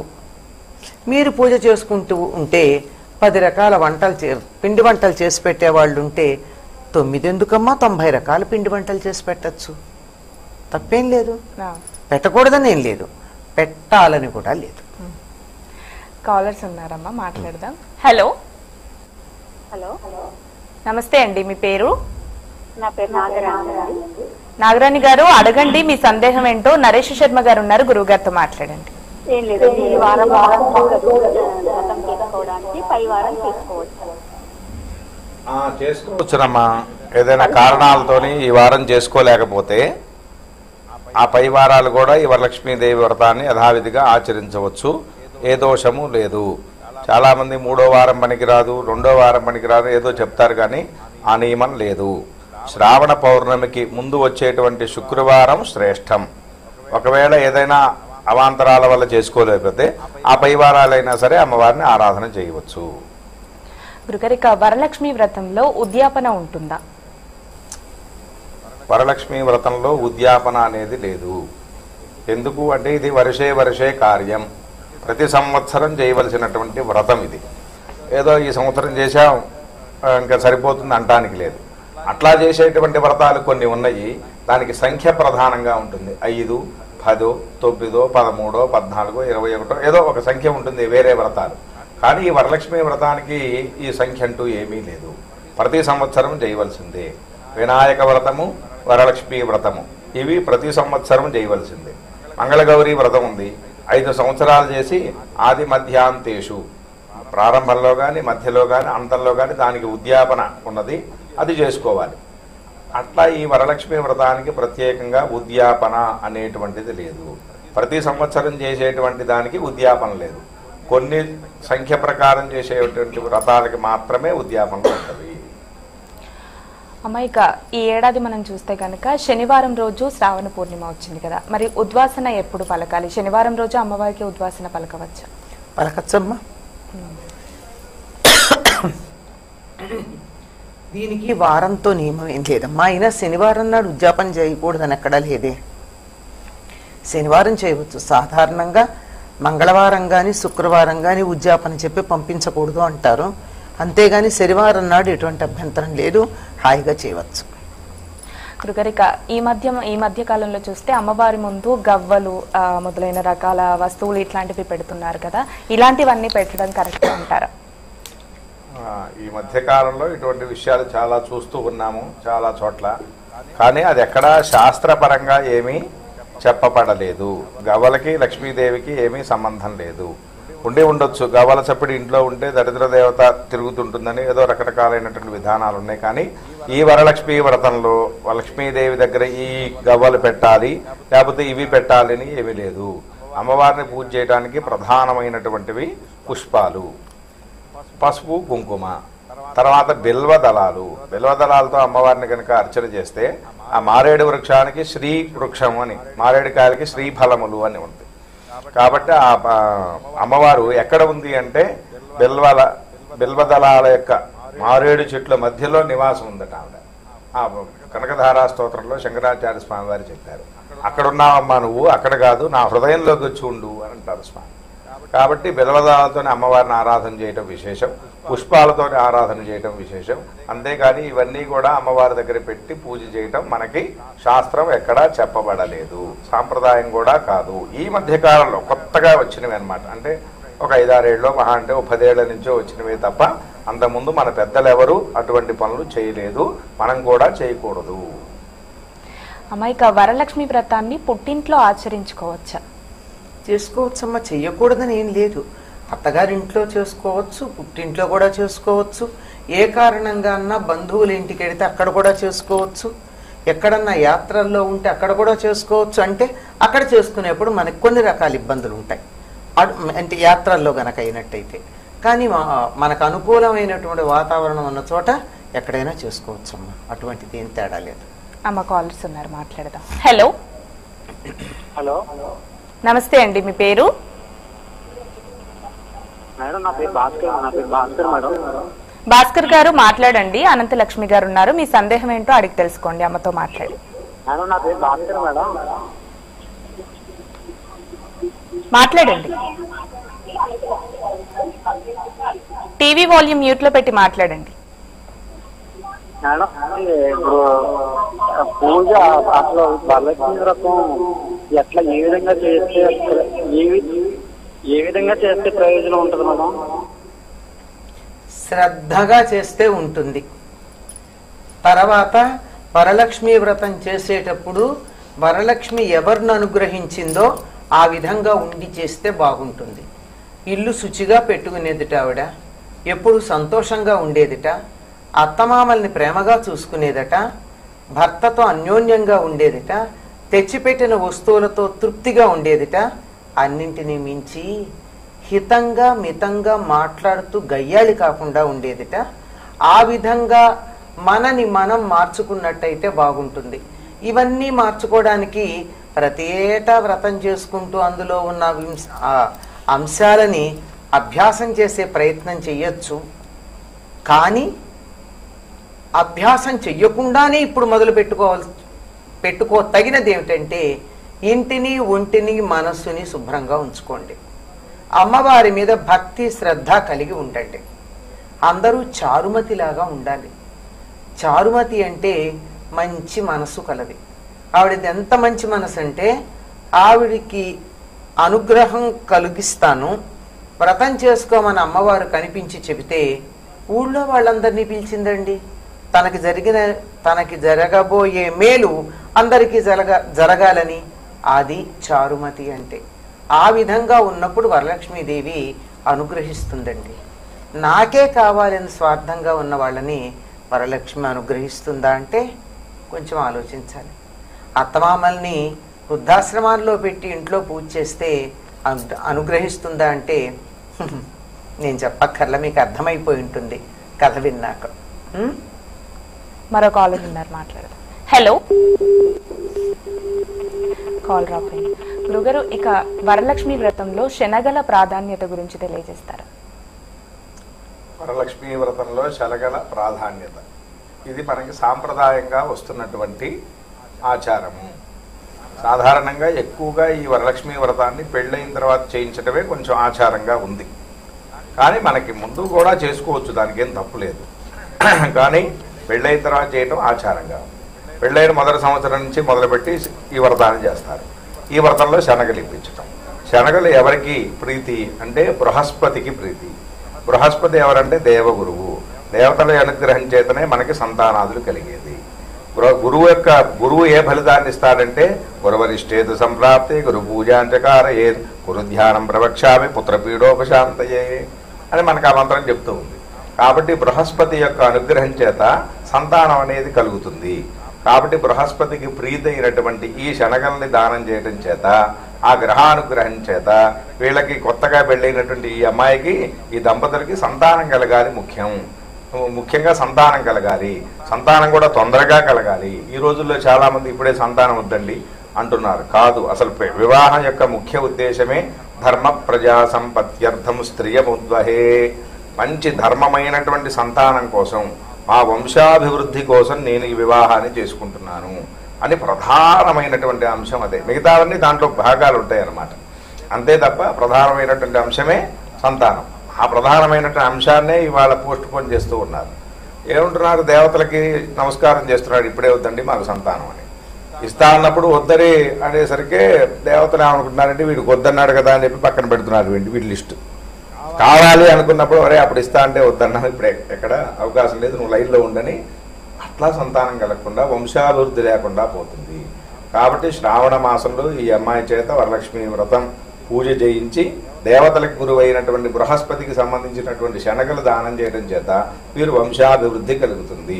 ఇందాక మనం చెప్పుకున్న దాంట్లో కూడా పుత్రపౌత్రాభివృద్ధించ సౌభాగ్యం దేహి మేరమే అని కూడా మనం ఆ మాట చెప్పాం. మొట్టమొదటి పుత్రపౌత్రాభివృద్ధి అని చెప్పాం. కాబట్టి ఆ వంశాభివృద్ధికి కారణమైనటువంటి శనగలు దానం చేయటంలో ఈ విశేషం ఉన్నది. కాలర్స్ ఉన్నారు, గురువు గారు మాట్లాడదాం. హలో, నమస్తే అండి, మీ పేరు? మా పేరు అమ్మాజీ. అమ్మాజీ గారు మాట్లాడండి, గురువు గారితో మీ సందేహం ఏంటో అడగండి. ఓకే, నమస్తే నాయన. నమస్కారం అమ్మా, చెప్పండి. నాయన కొత్తగా పెళ్ళయింది, అమ్మాయి ప్రెగ్నెన్సీ, వ్రతం చేయొచ్చు నాయన? వ్రతమా 6వ మాసం దాటేంత వరకు చేయొచ్చమ్మా. 7వ మాసం వస్తే పనికిరాదు. కానీ షాణ్మాసాదూర్ధ్వం వర్జ్యం అని ఉంది. 6వ మాసంలో 7వ మాసం లోపు అయితే చేయొచ్చు. 7వ మాసం దాటితే అమ్మాయి పూజ చేయకుండా పక్కన కూర్చొని సంకల్పం చేసి దేవుడి దగ్గర పుష్పాలు అక్షతలు వేస్తుంది. 7వ మాసం లోపు యథావిధిగా అన్ని పూజలు చేసుకోవచ్చు. చాలా మందికి గర్భవతి అయిందంటే పండు ఇవ్వకూడదని, కొబ్బరికాయ కొట్టకూడదని అంటారు. అవి అసత్యములు, ఎక్కడా శాస్త్రంలో చెప్పబడలేదు. అవి అబద్ధమైనటువంటి విషయాలు, ఏదో వాళ్ళు ఊహించుకున్నవే తప్ప గర్భిణీ స్త్రీ ధర్మాల్లో కానీ గర్భిణీ పతి ధర్మాల్లో కానీ ఎక్కడా ఇవన్నీ కూడా చెప్పబడలేదు. కాబట్టి యథావిధిగా ఈ వ్రతాలు విశేషమైనటువంటి వ్రతాలు చేయకూడదు. కానీ 7వ మాసం దాటిన తర్వాత మామూలు నిత్య పూజలు అవన్నీ కూడా చేసుకోవచ్చు. 7వ మాసంలోపు అయితే వరలక్ష్మి వ్రతము, మంగళగౌరి వ్రతము, అన్ని వ్రతములు యథావిధిగా ఆచరించవచ్చు. మరో కాలర్ ఉన్నారు, మాట్లాడదామమ్మా. హలో, హలో, నమస్తే అండి, మీ పేరు? ఏమండి, మేము ఇల్లు కన్స్ట్రక్షన్ చేస్తున్నాము. ఇల్లు అంతా దుమ్ము దుమ్ముగా ఉంది. వచ్చే సంవత్సరం చేసుకోవచ్చా? మాట్లాడండి. అనంతలక్ష్మి గారు ఉన్నారు, అమ్మతో మాట్లాడండి. అమ్మ విన్నాను, అమ్మా, ఇల్లంతా నమస్కారం దుమ్ముగా అమ్మా. ఉంది, ఈ ఏడాది చేసుకోవడానికి వీల్లేదు, వచ్చే సంవత్సరం చేసుకోవచ్చా అని అడిగారు. ఆ ఇంట్లో అవునండి. మీరు అన్నం తింటున్నారా? ఏంటండి? ఆ ఇంట్లో వంట చేసుకుని భోజనం చేస్తున్నారా? చేస్తున్నామండి. మరి రోజు దేవుడికి దీపం పెడుతున్నారా? ఈ మధ్యన వారం రోజుల నుంచి కొంచెం ఇబ్బంది గురించి పెట్టట్లేదండి. సరే, దీనికి మాత్రం దీపం పెట్టడం అయితే మానద్దమ్మా. ఇది కూడా ఆర్భాటంగా చేయకపోయినా కనీసం వరలక్ష్మి వ్రతం రోజున అమ్మవారిని తలుచుకుని పసుపు గౌరిదేవిని పెట్టుకుని బెల్లం ముక్క నైవేద్యం పెట్టన్నా పూజ చేశాను అని చేసుకోండి. అరటి పండో కొబ్బరికాయో, అది లేకపోతే బెల్లం ముక్క నైవేద్యం పెట్టుకుని అమ్మవారిని అక్కడ పెట్టుకుని వరలక్ష్మీదేవికి నమస్కారం చేసుకుని ఈసారికి ఇంతేనమ్మా అని చెప్పండి. అంతేగాని ఎప్పుడు అలవాటు ఉంది ఎందుకు మానుకుంటారమ్మా? ఈ ఏడాది మానేస్తే వచ్చే ఏడాదబ్బా, క్రితం ఏడాది చేయలేదు కదా, ఇంకొక ఏడాది మానేస్తే ఏమైంది అనేటటువంటి బద్ధకం వస్తుంది. అది రాకుండా కొనసాగాలంటే అక్కడ చెయ్యండి. ఒక్క పసుపు గౌరిదేవిని పెట్టుకుని బెల్లం ముక్క నైవేద్యం పెట్టైనా చేయండి. అమ్మ, ఇక వరలక్ష్మి వ్రతంలో ఏనుగుల బొమ్మలు పెట్టాలి అంటారు, ఎందుకని? పెట్టాలి అని ఎక్కడ వరలక్ష్మి వ్రత కథలో లేదమ్మా. ఈ మధ్య కాలం అని మీరు ఇందాక కూడా అన్నారు, ఈ మధ్య కాలంలో ఇటువంటి ఆలోచనలన్నీ వస్తున్నాయి. ఆర్భాటాలు, ప్రత్యేకంగా అది చెయ్యాలి ఇది చెయ్యాలి అని. వ్రత కథలో ఏం చెప్పారో అది చెయ్యండి. ఇంకా గట్టిగా చెప్తే ఈ చేసేటటువంటి వాళ్ళు వాళ్ళ అమ్మ గాని వాళ్ళ అత్తగారు గాని ఎట్లా చేశారో కనుక్కుని అట్లా చేయమనండి. వాళ్ళు ఎప్పుడు ఆర్భాటాలకు పోలేదే, ఎంత సామాన్యంగా చేశారు. వాళ్లకున్న భక్తిలో 1000వ వంతు మనకున్న బానే ఉండు. వాళ్లకున్న భక్తి లేదు కానీ లేనిపోయినటువంటి ఆర్భాటాలు ఎక్కువైనాయి కనుక ఉందా పెట్టుకోండి అలంకారం. అమ్మవారి దగ్గర అనేక రకాల అలంకారాలు చేస్తూ ఇది కూడా ఒక అలంకారం చెయ్యండి, తప్పేం లేదు. పెట్టాలి అనే నియమం పెడితే మాత్రం తప్పే తప్పు, పెట్టాలండం తప్పు. మరో కాలర్ ఉన్నారు, మాట్లాడదాం. హలో, హలో, నమస్తే అండి, మీ పేరు? నమస్తే అండి, నా పేరు అనిత అండి. గురుగారితో మాట్లాడండి అమ్మా, మీ సందేహం ఏంటో అడగండి. నమస్కారం గురువు గారు. నమస్కారం అమ్మా, శుభం, చెప్పండి. గురువు గారు, మా ఊళ్ళో ఒకరు మృతి చెందారు. తన్ని తీసుకెళ్ళలేదు, రేపు సాయంత్రం కానీ తీసుకెళ్తారంట. అదే పూజ చేసుకోవచ్చు చేసుకోకూడదా? ఊళ్ళోనే ఉన్నది కదా. మీ ఊరు చిన్న ఊరా పెద్ద ఊరా? పెద్ద ఊరే అండి. దిండి. ఇప్పుడు ఈ కాలం చేసినటువంటి వాళ్ళు మీ లైన్ లోనే ఉంటున్నారా, పక్క లైన్ లో ఉంటున్నారా? అంటే కొంచెం దూరంలోనే ఉంటున్నారండి. కొంచెం దూరం ఉంటే కనుక కొంచెం దూరం ఉంటే చేసుకోవచ్చు. అదే లైన్ లో ఉంటే మాత్రం చేయకూడదు. వెనకాల ముందు లైన్ లో కనుక ఇట్లా జరిగితే మీరు యథావిధిగా మీరు చేసుకోవచ్చు. అదే ఒకే లైన్ లో ఉంటే మాత్రం చేయకూడదమ్మా. గురుగారిక ఇప్పుడు అమ్మ చెప్పారు, అంటే వరలక్ష్మి వ్రతంలో ఏనుగుల బొమ్మలు పెట్టుకోవాలి అని ఈ మధ్య కాలంలోనే వింటున్నాం మనం. దీని మీద మీ అభిప్రాయం ఏంటి? ఆవిడ గారు చెప్పినట్టుగా పూర్వకాలం వాళ్ళు ఎవరు ఈ ఏనుగుల బొమ్మలు ఇవన్నీ పెట్టలేదు. కేవలం అమ్మవారు ఆ కలశమో ప్రతిమో ఏదో పెట్టుకొని అట్లా పూజ చేయడం ఇట్లా చేశారు తప్ప ఇవన్నీ పెట్టుకోలేదు. ఇవి కేవలం అలంకరణ కోసం మాత్రం పెట్టేవి. ఆ గజం పెట్టడంలో ఉన్నటువంటి ముఖ్య ఉద్దేశం ఏంటంటే అమ్మవారి గజస్వరూపం కాబట్టి ఆ గజానికి లక్ష్మి అనేటువంటి పేరు కూడా ఉన్నది. అందుకని చెప్పి గజలక్ష్మి అంటూ ఉంటాం కదా మనం. అందుకని ఆ రూపంగా పూజ చేయడం అనేటువంటి ఒక ఆలోచనతో పెడుతున్నదే కానీ ఇది శాస్త్రీయమైనటువంటి విషయం ఏమీ కాదు. అమ్మగారు చెప్పినట్టుగా పెట్టాలి అని చెప్పం. పెట్టుకుంటే సంతోషం, పెట్టకపోతే దోషమేమీ రాదు. ఇది కేవలం అలంకరణ కోసం మాత్రమే పెట్టేది, మిగతాది శాస్త్రానికి సంబంధం లేదు ఈ విషయంలో. మరో కాలర్ ఉన్నారమ్మా, మాట్లాడదాం. హలో. హలో, నమస్తే అండి. నమస్తే అండి, మీ పేరు? నా పేరు జ్యోతి అండి, నేను హైదరాబాద్ నుంచి మాట్లాడుతున్నాను. జ్యోతి గారు, అమ్మతో మాట్లాడండి, మీ సందేహం ఏంటో అడగండి. అమ్మగారు నమస్కారం అండి. నమస్తే తల్లి. ఏంటంటే అమ్మవారికి మల్లెపూల మాల సమర్పించొచ్చా అండి? ఏం మాల? మల్లెపూల మాల సమర్పించొచ్చా? మల్లె పువ్వులు అలంకరించొచ్చా? తప్పకుండా సమర్పించవచ్చమ్మా. ఒక బంతి పూలు తప్ప అన్ని రకాల పూలు సమర్పించవచ్చు. బంతి పూలు అలంకారానికంటే బయట గుమ్మాలకి వాటికి కట్టడానికే గాని పూజకి పనికిరావు, దేవుడికి పెట్టడానికి పనికిరావు. మిగిలిన ఏ పూలైనా సమర్పించవచ్చమ్మా. ఇక వరలక్ష్మి వ్రతంలో వాయనం ఇవ్వాల్సిన విధానం ఏంటి తెలియజేస్తారా? వాయనం ఇచ్చేటప్పుడు తప్పనిసరిగా ఒక ముత్తైదుకి ఇచ్చే వాయనమేమో ఇస్తినమ్మ వాయనం, పుచ్చుకుంటున్నమ్మ వాయనం అని చెప్పి ఇచ్చేది ఉంటుంది. కానీ కొంతమంది ముత్తైదులకు తప్పనిసరిగా వాయనం ఇచ్చుకోవాలంటారు కదా. ఈ వాయనంలో తమలపాకు, ఒక్క, శనగలు ప్రధానంగా ఉంటాయి.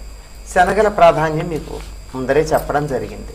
ఇంకా తమలపాకు, ఒక్క ఎందుకు ఇస్తారు అంటే స్త్రీలకు ఉండేటటువంటి దోషాలు చంద్ర సంబంధం, కుజ సంబంధం ఉంటాయి. వీటన్నిటికన్నా ప్రధానంగా ఉండేటటువంటిది సూర్యుడు యొక్క అనుగ్రహం కావాలి. ఆరోగ్యం కావాలంటే నెల నెలా కూడా అమ్మాయి చేత తప్పనిసరిగా సూర్యుడికి నమస్కారం చేయిస్తూ ఉంటారు. అంటే ఆరోగ్యం కావాలంటే ఆయనే ప్రధానం కనుక. ఈ చంద్రదోషం పోవాలి, కుజదోషం పోవాలి అంటే వక్కలు ఇవ్వడం వల్ల కుజదోషం పోతుంది. కుజ దోషం ఎందుకు అంటే కుజుడు మన శరీరంలో ఉండే రక్తం మీద ఆధిపత్యం కలిగినటువంటి వాడు. సంతానానికి సద్బుద్ధి కలిగించటం కూడా కుజుడి యొక్క లక్షణం కనుక పిల్లల మాట వినాలన్నా రక్త సంబంధం, ఆడవాళ్ళకి రక్తానికి ఉన్న సంబంధం నేను చెప్పక్కర్లేదు, మీకు బాగా తెలుస్తుంది, అందరికీ తెలుసు. కనుక అది సవ్యంగా ఉండాలనన్నా కుజదోషం లేకుండా ఉండాలి. అలాగే చంద్రదోషం కూడా, ఎందుకంటే చంద్రుడు సంబంధించే నెల నెల వచ్చేటటువంటిది కనుక చంద్రదోషం అది 28 రోజులే లెక్క. కనుక అది 2 దోషాలు లేకుండా ఉండడం కోసం ఆ తాంబూలంలో వాటిని పెట్టించి ఇవ్వటం జరుగుతూ ఉంటుంది. మరో కాలర్ ఉన్నారు, మాట్లాడదాం గురువు గారు. హలో హలో, నమస్తే అండి, మీ పేరు? నమస్తే అమ్మా. మీ పేరు? బిలాస్పూర్ నుంచి మాట్లాడుతున్నాను. అమ్మ, గురువు గారితో మాట్లాడండి, మీ సందేహం ఏంటో అడగండి. సుభద్ర అండి. సుభద్ర గారు చెప్పండి, మీ సందేహం ఏంటో.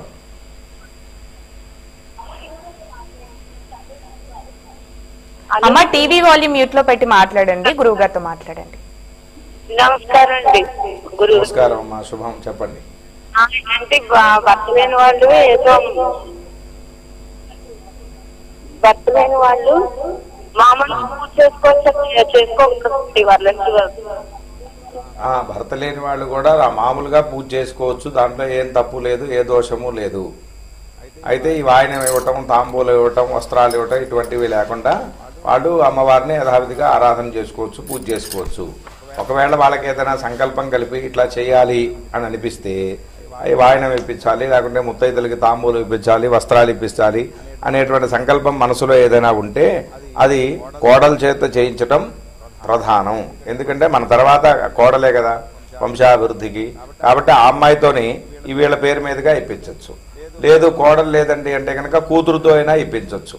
కోడలు ఉండగా కూతురుతో మాత్రం ఇప్పించకూడదు. ప్రేమ ఉంటే ఇంకో 2 చీరలు ఆవిడ కొనిపెట్టచ్చు, ఇబ్బంది లేదు. కానీ ఇట్లా ఇవ్వవలసినప్పుడు మాత్రం కోడలతోనే ఇప్పించాలి. ఆ తర్వాత కూతురుతో ఇప్పించవచ్చు. వీళ్ళిద్దరూ కూడా లేకపోతే కనుక ఎవరినైనా ప్రత్యామ్నాయంగా ఒక ముత్తైదును పెట్టుకొని వాళ్ళతోనైనా ఇవి ఇప్పించవచ్చు. పూజ యథావిధిగా చేసుకోవచ్చు. రమ్మా, మరొక కాలర్ ఉన్నారు, మాట్లాడదాం. హలో హలో, నమస్తే అండి, మీ పేరు? నా పేరు రాజేశ్వరి అండి. రాజేశ్వరి గారు, అమ్మతో మాట్లాడండి, మీ సందేహం ఏంటో అడగండి. అలాగే మాట్లాడండి. అమ్మా, ఇప్పుడు కనీసం నాన్నకి ఉంటే పెట్టుకోవాలా, లేకపోతే మా అన్నవైపు లేకపోతే పెట్టుకోవచ్చు? కలశం పెట్టుకోవడానికి ఆనవాయితీ ఉండాలా, ఆనవాయితీ లేకుండా కూడా పెట్టుకోవచ్చు. కలశం గురించి అమ్మా, కలశం పెట్టుకోవచ్చమ్మా. అసలు పూజలో కలశమే ప్రధానమైనటువంటిది. మిగిలిన ఎక్కడ అన్నిటికన్నా కూడా ఇందులో ప్రధానంగా చెప్పింది కలశం పెట్టి అందులో పంచపల్లవాలు ఏమని చెప్పిందే ఉంది గనక కలశం తప్పకుండా పెట్టుకోవచ్చమ్మా. ఇందులో ఆనవాయితీ ఇలాంటివి ఏం లేవు. ఒక్కదానికే ఆనవాయితీ ఉంది. యామున పూజ అని చేస్తారు కొంతమంది.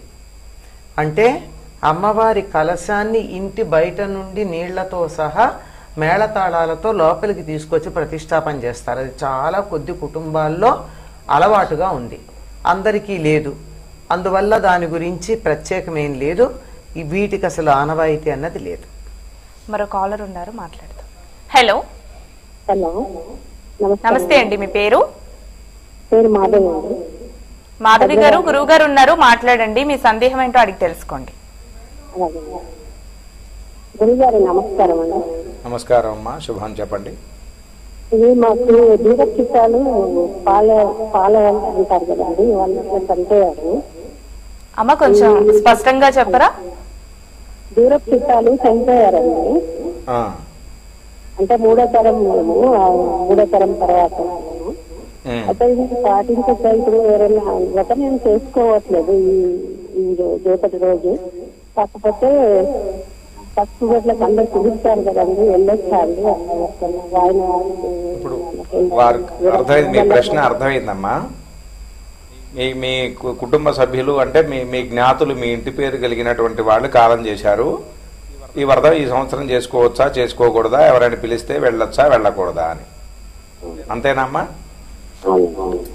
ఇప్పుడు చనిపోయి ఎంతకాలం అయిందమ్మా? 8 days అమ్మా 8 days అండి, 8 రోజులు. 8 రోజులైతే పనికిరాదు. మామూలుగా మీకు 10 రోజుల పాటు పూర్తి మైల ఉంటుంది. ఆ మైలలో ఏ పూజలు ఏమీ చేయకూడదు, ఎవరింటికి వెళ్ళకూడదు. ఇట్లో కూడా ఒక పక్క కూర్చొని దాన్ని ఆశోచం అంటారు. ఓ పక్కగా ఉండి అన్ని వస్తువులు అవన్నీ ముట్టుకోకుండా దూరంగా కూర్చోవటం సాంప్రదాయం మనకి. ఇప్పుడు ఈ కార్యక్రమం, వాళ్ళు చేసేటువంటి కార్యక్రమం పెద్ద కర్మ ఏదో అంటారు కదా, అది అయిపోయిన తర్వాత మీరు ఇల్లంతా శుద్ధి చేసుకొని మళ్ళీ యథావిధిగా మీ పూజలన్నీ యథావిధిగా చేసుకోవచ్చు. ఏమీ ఆపుకోవాల్సిన పని లేదు. కానీ ఆ పెద్ద కర్మ అయిపోయేంత వరకు మాత్రం ఏ పూజలు చేయకూడదు, ఎవరింటికి వెళ్ళకూడదు, ఏ తాంబూలాలు తీసుకోకూడదు. మీరు మహిళలో ఆశౌచంలో ఉన్నట్టుగా. కాబట్టి 12 రోజులు 15 రోజులు అయిన తర్వాత మీరు యథావిధిగా చేసుకోండి అమ్మా. గురుగారిక వరలక్ష్మి వ్రతాన్ని ఏ వారం ఆచరించుకోవాలి అని చెప్పి చాలా మందికి ఒక సందేహం ఉంది. 2వ వారం చేసుకోవాలా, 3వ వారం చేసుకోవాలా అని. చాలా మంది లోకంలో ఆ వారం చేసుకోవచ్చు, ఈ వారం చేసుకోకూడదు అని అంటూ ఉంటారు. కానీ అదేమి శాస్త్రం ఎక్కడా చెప్పబడలేదు. పౌర్ణమికి ముందు వచ్చేటువంటి శుక్రవారం నాడు చేసుకోమని వ్రత కథలో ఉన్నది. పౌర్ణమాస్యాత్ పూర్వం భృగోర్దిని, పౌర్ణమికి ముందు వచ్చేటువంటి శుక్రవారం అని. సాధారణంగా 2వ శుక్రవారం వస్తుంది, కానీ ఈ సంవత్సరం 3వ శుక్రవారం వచ్చింది. ఆ రోజు చేసుకోవటం ఉత్తమం. ఒకవేళ ఏదైనా కారణాల చేత గనక అప్పుడు చేసుకోలేకపోతే ఆ పైన వచ్చేటువంటి శుక్రవారాల్లో అయినా ఈ వ్రతాన్ని యథావిధిగా ఆచరించవచ్చు. ఆ పై వాటికి కూడా కుదరదంటే ముందు వారాల్లో కూడా ఈ వ్రతాన్ని యథావిధిగా ఆచరించుకోవచ్చు. అంతేగాని 3వ వారం పనికిరాదు, 2వ వారం విశేషం, 1వ వారం అసలు అని ఈ మాటలు ఎక్కడా శాస్త్రంలో చెప్పబడలేదు. యథావిధిగా అన్ని వారాల్లో వీళ్ళు బట్టి అమ్మవారిని ఆరాధన చేయవచ్చు. అమ్మ, ఇక వరలక్ష్మి వ్రతాన్ని ఆచరించడానికి ఏమైనా భేదాలు ఉంటాయా? అన్ని వర్ణాల వారు చేసుకోవచ్చా?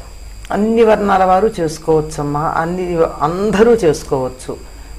వరలక్ష్మీదేవి అనుగ్రహించినటువంటి ఆవిడ పేరు చారుమతి. స్పష్టంగా కథలో చెప్పారు, బ్రాహ్మణ ఇల్లాలు అని. ఆవిడికి చెప్పింది. ఆవిడ ప్రవర్తన చూసి మెచ్చుకున్నటువంటి వరలక్ష్మీదేవి ఆవిడ్ని శ్రావణ పూర్ణిమకు ముందు వచ్చే శుక్రవారం నన్ను పూజించు, నిన్ను అనుగ్రహిస్తాను అంది. ఈవిడేం చేసింది, తెల్లవారాక అందరికీ చెప్పి ఇంట్లో పెద్దవాళ్ళ అనుమతి తీసుకుని ఆ తరువాత 4 వర్ణాల వారిని పిలిచి పూజ చేసుకుంది. అంటే తనకు జరిగినటువంటి మేలు 10 మందికి జరగాలనేటటువంటి ఉద్దేశం. ఈ పూజలకి వ్రతాలకి వర్ణాల భేదం లేదు, అందరూ చేసుకోవచ్చు. అందరూ చక్కగా శుచిగా ఉన్నవారు, దైవం మీద భక్తి ఉన్నటువంటి వారు, నమ్మకం ఉన్నటువంటి వారు తప్పనిసరిగా చేసుకోవచ్చు. వర్ణభేదం లేదు. పైగా ఇది ఒక్కరు చేసిన దానికన్నా ఎక్కువ మంది కలిసి చేసుకుంటే మరింత ఫలితం ఉంటుందనడానికి కథే పెద్ద ఉదాహరణ మనకి. గురుగారిక ఈ రోజు మన ప్రత్యక్ష ప్రసారం సందర్భంగా ప్రేక్షకుల కోసం వరలక్ష్మి వ్రతం రోజు పాటించవలసిన నియమాల గురించి కానీ ఆచారాల గురించి కానీ ఇంకా ఏమైనా చెప్తారా? వరలక్ష్మి వ్రతం రోజు ఆచరించవలసినటువంటి నియమాలు. ఈ వరలక్ష్మి వ్రతం రోజు ఇందాక మనం చెప్పుకున్నాం, శుచిగా ఉండటం, ఇంటిని కూడా శుభ్రంగా శుద్ధి చేసుకోవటం, గోమయంతో అలుక్కోవటం. అమ్మగారు చెప్పినట్టు గోమయం ఎక్కడ దొరుకుతుంది, కుదరదు కాబట్టి కనీస పక్షం పసుపు నీళ్ళైనా చల్లుకొని శుద్ధి పెట్టుకొని ముగ్గులు పెట్టుకోవటం, మామిడి తోరణాలు కట్టుకోవటం, అలంకరణలు చేసుకోవటం. మనం కూడా శుచిగా ఉండటం, శారీరకమైనటువంటి శుచి ఉండటం, వస్త్రశుద్ధి కూడా ఉండాలి. ఈ వస్త్రాలు అదే పట్టు బట్టలు అయితే కనుక, పట్టు చీర అయితే కనుక 15 రోజులకు ఒకసారి ఉతికితే పనికొస్తుంది. మగవాళ్ళు అయితే పట్టు బట్టలు 15 రోజులకు ఒకసారి ఉతుక్కుంటే సరిపోతుంది. అదే కాటన్ బట్టలు, సిల్క్ బట్టలు అయితే కనుక ఒకసారి కట్టాము అంటే మళ్ళీ విప్పితే మళ్ళీ అది పిండి ఆరేస్తే, తడిపి ఆరేస్తే తప్ప మళ్ళీ పనికిరాదు. అది ఇప్పుడు పూజ కట్టుకొని మళ్ళీ ఇప్పి మళ్ళీ అక్కడ తగిలిచ్చి మళ్ళీ తెల్లవారిదే కట్టుకోవడం అట్లా చేస్తే దాంట్లో లక్ష్మీదేవి ఉండదు. ఎందుకు ఉండదండి అంటే, ఒకసారి జ్యేష్ఠాదేవి లక్ష్మీదేవి ఇద్దరు కూర్చున్నారట ధర్మరాజు విషయంలో. ధర్మరాజుని లక్ష్మీదేవి వదిలిపెట్టట్లేదట. నేను వదిలిపెట్టను, ఆ యొక్క ధర్మరాజుని నేను పట్టుకుంటా అంటుందట. ఏమో జ్యేష్ఠాదేవో కాదమ్మా, నువ్వు వదిలిపెట్టు, నేను పట్టుకుంటా, నాకు ఛాన్స్ ఇవ్వంటుందట. ఎట్లా వదిలిపెట్టమంటావమ్మా ధర్మరాజుని? ఎప్పుడూ కూడా కట్టి విడిచిన బట్ట కట్టనే కట్టదు, ఆ ధర్మనందుని నీ విడవలేను అంటూ ఒక పాట ఏదో మనకి సాంప్రదాయంలో. జ్యేష్ఠాదేవి కూడా చెప్తుంది, కట్టి విడిచిన బట్ట కట్టడే రాదు, ఆ ధర్మనందుని నీరెట్లా చేరుదు అది అని. అట్లా కట్టి విడిచినట్టు బట్ట ఎప్పుడు కట్టలేదట ధర్మరాజు, ఎప్పుడు ఉతికితే గాని మళ్ళీ కట్టడు. అట్లా శుభ్రమైనటువంటి బట్టలు కట్టుకోవాలి. అట్లాగే ఇల్లు ఊడ్చారు, నీళ్లు చల్లారు, మళ్ళీ ముగ్గు పెడితే గానీ అట్నుంచి ఇటు, ఇటు నుంచి అటు తిరగడానికి వీల్లేదు. అంతేగాని వాళ్ళ అటు పక్క ఊడుస్తూ ఉంటే ఇటు పక్క జనాలు తిరుగుతూ ఉంటే, నీళ్లు చల్లారు అదే తొక్కుంటూ అటు ఇటు తిరుగుతుంటే అప్పుడు కూడా లక్ష్మీదేవి ఉండదు, అక్కడ వెళ్ళిపోతుంది, జ్యేష్ఠాదేవి వచ్చి కూర్చుంటుంది. అట్లాగే మనం స్నానం చేశాం, స్నానం సాధారణంగా నదీ స్నానం ఉత్తమం, లేకపోతే కనుక తటాకం, చెరువుల్లోనో లేకపోతే బావిలోనో స్నానం చేయడం ఉత్తమం. ఇప్పుడు మనం చేసేటువంటి స్నానం భాండ స్నానం వృధా భవేత్ అన్నాడు, ఏం ఫలితం లేదండి అన్నారు. సరే ఫలితం లేకపోయింది, మొత్తానికే స్నానం చేస్తున్నాం, ఫలితం లేదు కదా అని మానేయకూడదు. ఆ స్నానం చేసిన తర్వాత కూడా ఓ బకెట్ నిండా మనం ఆ పాత్రలో నీళ్లు పట్టుకుంటే ఆ నీళ్ళన్నీ మనం పోసేసుకోవాలి. అంతేగాని సగం నీళ్లు పోసుకొని సగం అట్టి పెడితే మళ్ళీ వెనకాల వచ్చిన వాళ్ళు ఆ నీళ్లు పోసుకుంటారు. అట్లా పోసుకోకూడదు. అట్లాగే చెంబుతో నీళ్లు తాగేటప్పుడు కూడా ఆ నీళ్లు మొత్తం ఒక చెంబుడో గ్లాసుడో మనకి ఎంత అవసరమో అంత తీసుకొని ఆ నీళ్ళంతా తాగేసేయాలి తప్ప, ఆ నీళ్లు సగం తాగి మళ్ళీ అక్కడ పెట్టి మళ్ళీ సగం తాగి, లేకపోతే ఈ లోపులోనే ఇంకొకళ్ళు వచ్చి తాగి వాళ్ళ బాటిల్స్ వచ్చినాయి, ఆ బాటిల్లో అందరం ఒకే బాటిల్లో తాగుతూ ఉన్నాం. అట్లా చేస్తే కూడా లక్ష్మీదేవి వెళ్ళిపోతుందట. కాబట్టి అట్లా కూడా తాగకూడదు, ఎంత కావాలో అంత పోసుకొని. అందుకనే మా పెద్దవాళ్ళు పూర్వకాలం వాళ్ళు పాత్ర ఉపపాత్ర, చెంబు గ్లాసు 2 ఉండేవన్నమాట. ఆ చెంబు నిండా నీళ్లు పెట్టుకుంటారు, ఈ గ్లాసులో ఎంత కావాలో అంత పోసుకొని అంతే తాగుతారు తప్ప ఆ చెంబు మొత్తం ఎత్తేసారు, అది నోటికి ఆనించుకొని కూడా తాగరు. అట్లా ఇటువంటి పనులు చేయాలి. అట్లా కాబట్టి లక్ష్మీదేవి ఉండాలంటే మనం శుభ్రంగా ఉండాలి, మన ఇల్లు శుభ్రంగా ఉండాలి. వీటితో పాటు కూడా మన మనస్సు కూడా ఎప్పుడు కూడా శుద్ధిగా ఉండాలి. మనం ఇందాక నుంచి అమ్మగారు చెప్పారు, చారుమతి దేవికి అమ్మవారు అనుగ్రహించింది.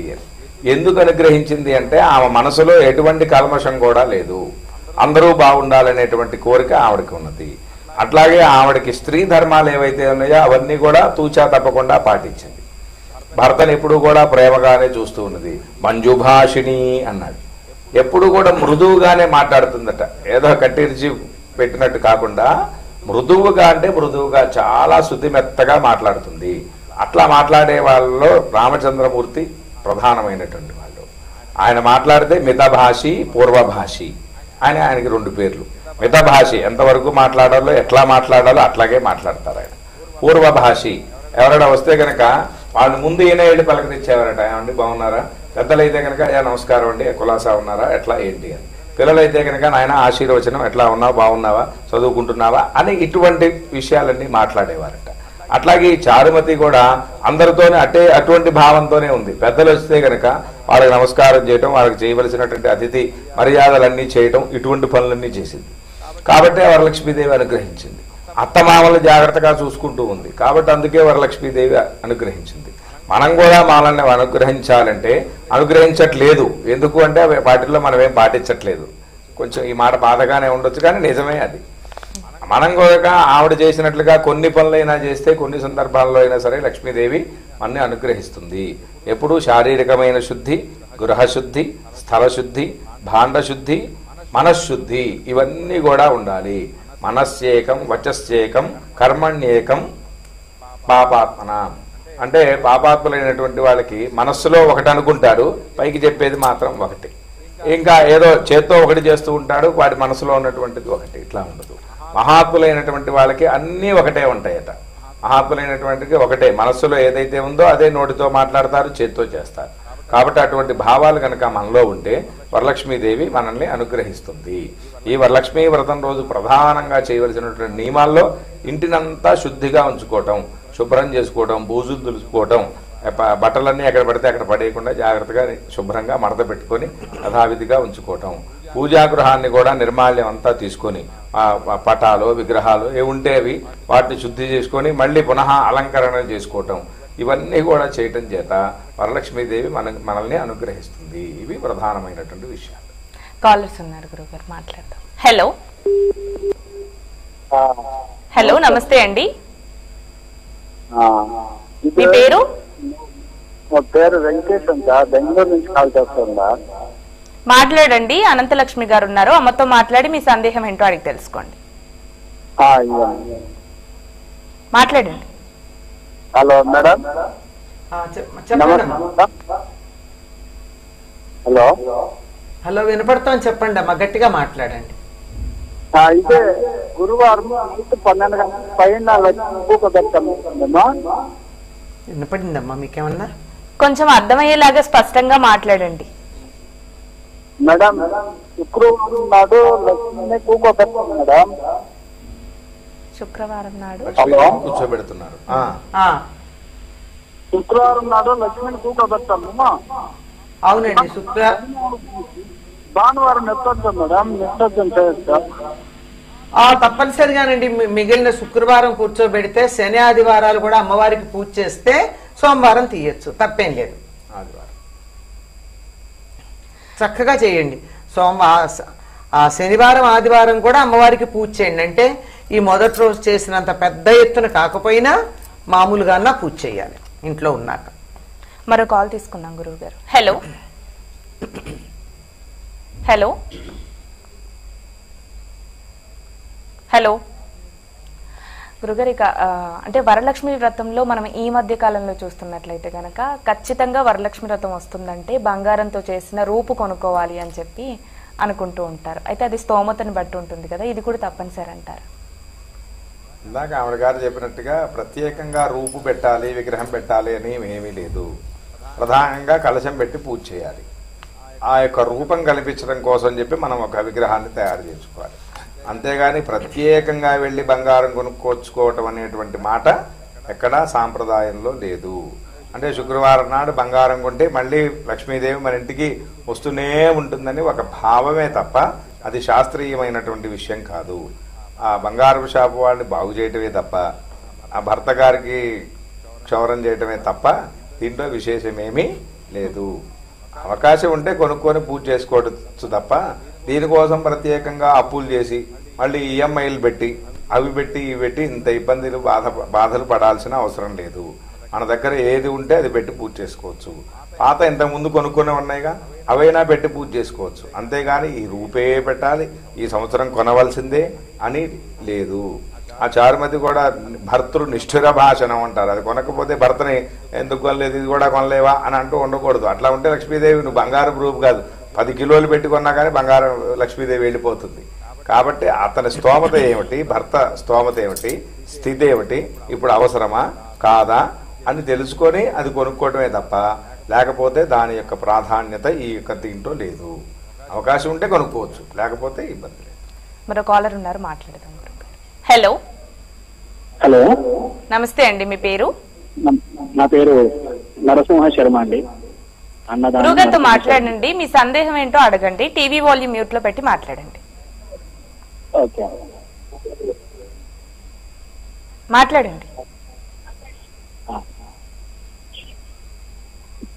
ఓకే టీవీ వాల్యూమ్ మ్యూట్ లో పెట్టి మాట్లాడండి. నమస్కారం అండి, చెప్పండి. ఈ పూజలో పంచామృతంతో ప్రతిమా శోధనం ఉంటుంది కదన్నా, ఉంటుంది కదా? అవునండి. ఆ ప్రతిమా శోధనం చేసి కలశానికి పెట్టాలి కదన్నా? అవునండి, కలశం ప్రతిమా శోధన చేసి ఆ ప్రతిమా శోధనం చేసేటప్పుడే శ్రీ సూక్తంతో చేసేది అభిషేకం చేయొచ్చునా? దాని అభిషేకం లాగా అనొచ్చునా? లేదా కేవలం ప్రతిమా శోధనం? ఈ ప్రశ్న మాకు అర్థమైంది, వినండి. మొట్టమొదటిగా ఆ ప్రతిమను తీసుకున్నప్పుడు దాన్ని పంచామృతంతో శుద్ధి చేయాలి. దాని సంకల్పం చెప్తున్నాం కదా, తపన తాడన దోష పరిహారార్థం. దాన్ని కాల్చడం చేత, కొట్టడం చేత వచ్చినటువంటి దోషాలు పోవటం కోసం, అసలు ఆ ప్రతిమలో ఆ దేవతను ఆవాహన చేయడం కోసం అని చెప్పి మొట్టమొదటిగా పంచామృతంతో శుద్ధి చేశాం. ఆ ప్రతిమని ఆ కలశం దగ్గర, ఆ కలశం ముందులో పెట్టి ఆ మంత్రంతోనే ఆ ప్రతిమలో ఆ దేవతని ఆవాహన చేసి అప్పుడు షోడశోపచార పూజలు మొదలుపెట్టాం. వరలక్ష్మీదేవి ఆవాహయాం స్థాపయాం పూజయామి అని ఆవాహన చేసాం. ఆ మంత్రంతో, మంత్రం చెప్పకూడదు కాబట్టి అట్లా చెప్తున్నాం, చెప్పెట్టాం. ప్రాణ ప్రతిష్ఠ చేశాం. అయిపోయిన తర్వాత ధ్యానావాహనాది షోడశోపచార పూజలు. ధ్యానం అంటూ అమ్మవారిని మనస్సులో మనకు వచ్చినటువంటి శ్లోకాలతోనూ మంత్రాలతోనూ అమ్మవారిని ధ్యానం చేశాం. ఆవాహనం, ఆసనం, పాద్యం, అర్ఘ్యం అయిన తర్వాత స్నానం అన్నప్పుడు అప్పుడు ఈ శ్రీ సూక్తాది మంత్రాలు కానీ మనకేమైనా మంత్రాలు వస్తే కనుక ఇతరమైన మంత్రాలతోని స్తోత్రాలతోని అప్పుడు అభిషేకం చేసుకోవాలి. కానీ ప్రత్యేకంగా ఈ పంచామృత శుద్ధి చేసినప్పుడు, దీని పేరే పంచామృత శుద్ధి కాబట్టి ఆ శుద్ధి చేయడం వరకే దాన్ని కూడా తీర్థం తీసుకోకుండా ఉండటం మంచిది. ఆ పాద్యం అన్నప్పుడు, అర్ఘ్యం అన్నప్పుడు ఆ సమయంలో వచ్చినప్పుడు అర్ఘ్యపాద్యాదులు అమ్మవారికి ఇచ్చి అప్పుడు ఆ శ్రీ సూక్తంతో అభిషేకం చేసి అప్పుడు మనం ఆ తీర్థాన్ని ప్రాసన చేయటం ఉత్తమం. మరో కాల్ తీసుకుందాం గురుగారు. హలో. మామూలుగా పూజ హలో. అంటే ఎప్పుడు చేస్తున్న పూజ నిత్య పూజ అన్నమాట చేసుకుంటున్నామన్నా. అమ్మ కొంచెం స్పష్టంగా చెప్పండి. అనంతలక్ష్మి గారు ఉన్నారు, అమ్మతో మాట్లాడండి. నాకు భర్త లేరండి, 10 ఏళ్ళు అయిందండి పోయి. హలో చెప్పండి. మా వారు పోయి 10 సంవత్సరాలు అయిందండి. అయితే నేను ఊరికి అమ్మవారు అంటే నాకు ఇష్టం కాబట్టి రోజు మా అమ్మను పువ్వులు పెట్టి దీపం పెట్టుకుంటానండి. అలా చేసుకోవచ్చా? తప్పనిసరిగా చేసుకోవచ్చమ్మా. పూజ చేసుకోవడానికి అభ్యంతరం ఏమిటి? చక్కగా చేసుకోవచ్చు. నిరభ్యంతరంగా హాయిగా చేసుకోండి, మనశ్శాంతిగా ఉంటుంది. మరో కాల్ తీసుకుందాం. హలో. హలో, నమస్తే అండి, మీ పేరు? నా పేరు వైష్ణవి అండి. వైష్ణవి గారు, గురువు గారితో మాట్లాడండి, మీ సందేహం ఏంటో అడగండి. ఈ పూజ సాయంత్రం సంధ్యావేళ టైంలోనే చేయాలన్నా? వరలక్ష్మి పూజ సంధ్యావేళ సమయంలోనే పూజ చేయాలా అని అడుగుతున్నారు. ఈ వరలక్ష్మి వ్రతాన్ని ప్రాతకాలంలోనూ చేయొచ్చమ్మా. ఏ పూజలైనా సరేగా యజేదేవన్ నిశాముఖే అని సాయంకాల సమయంలో, సంధ్యా సమయంలో కనుక ఈ వ్రతాలు పూజలు చేస్తే చాలా విశేషం. కానీ వరలక్ష్మి వ్రతాన్ని పొద్దుపూట కూడా చేసుకోవచ్చు, ఓపిక ఉంటే సాయంకాలం కూడా చేసుకోవచ్చు, తప్పేం లేదు. సాధారణంగా పూజలన్నీ సాయంకాలం చేయటం ఉత్తమం. అట్లా కుదరని పక్షంలో ప్రాతకాలంలో కూడా చేసుకోవచ్చు. మరో కాల్ తీసుకుందామమ్మా. హలో. హలో, నమస్తే అండి, మీ పేరు? నమస్కారం, నా పేరు పద్మ, బెంగళూరు నుంచి. పద్మ గారు మాట్లాడండి, అమ్మతో మాట్లాడండి, మీ సందేహం ఏంటో అడగండి. మా ఇంటైనా చెల్లిపోయి 10 ఏళ్ళు అయింది, 15 ఏళ్ళు అయింది. చెప్పండి. మా ఇంటైనపై 15 ఏళ్ళు అయింది, మనకి పిల్లలు లేదు, మనం చేయొచ్చా? తప్పనిసరిగా చేసుకోండి అమ్మా. మిమ్మల్ని ఉద్ధరించేది పూజలే. మీకు పిల్లలు లేరన్నారు, కనీసం మీకు తోడు అమ్మవారన్నా ఉంటుంది. పూజ చేస్తే తప్పనిసరిగా ఇంట్లో ఉంటుంది. భక్తి శ్రద్ధతో చేస్తే మీకు తోడు ఉంటుంది, మీకు కావలసినంత మనశ్శాంతి దొరుకుతుంది, కావలసినంత ధైర్యం ఉంటుంది. తప్పనిసరిగా చేసుకోండి. మరో కాల్ తీసుకుందాం గురువు గారు. హలో. హలో, నమస్తే అండి, మీ పేరు? నా పేరు రోజా అండి. రోజా గారు, గురువు గారు ఉన్నారు, మాట్లాడండి, మీ సందేహం ఏంటో అడగండి. టీవీ వాల్యూమ్ మ్యూట్ లో పెట్టి మాట్లాడండి. ఓకే.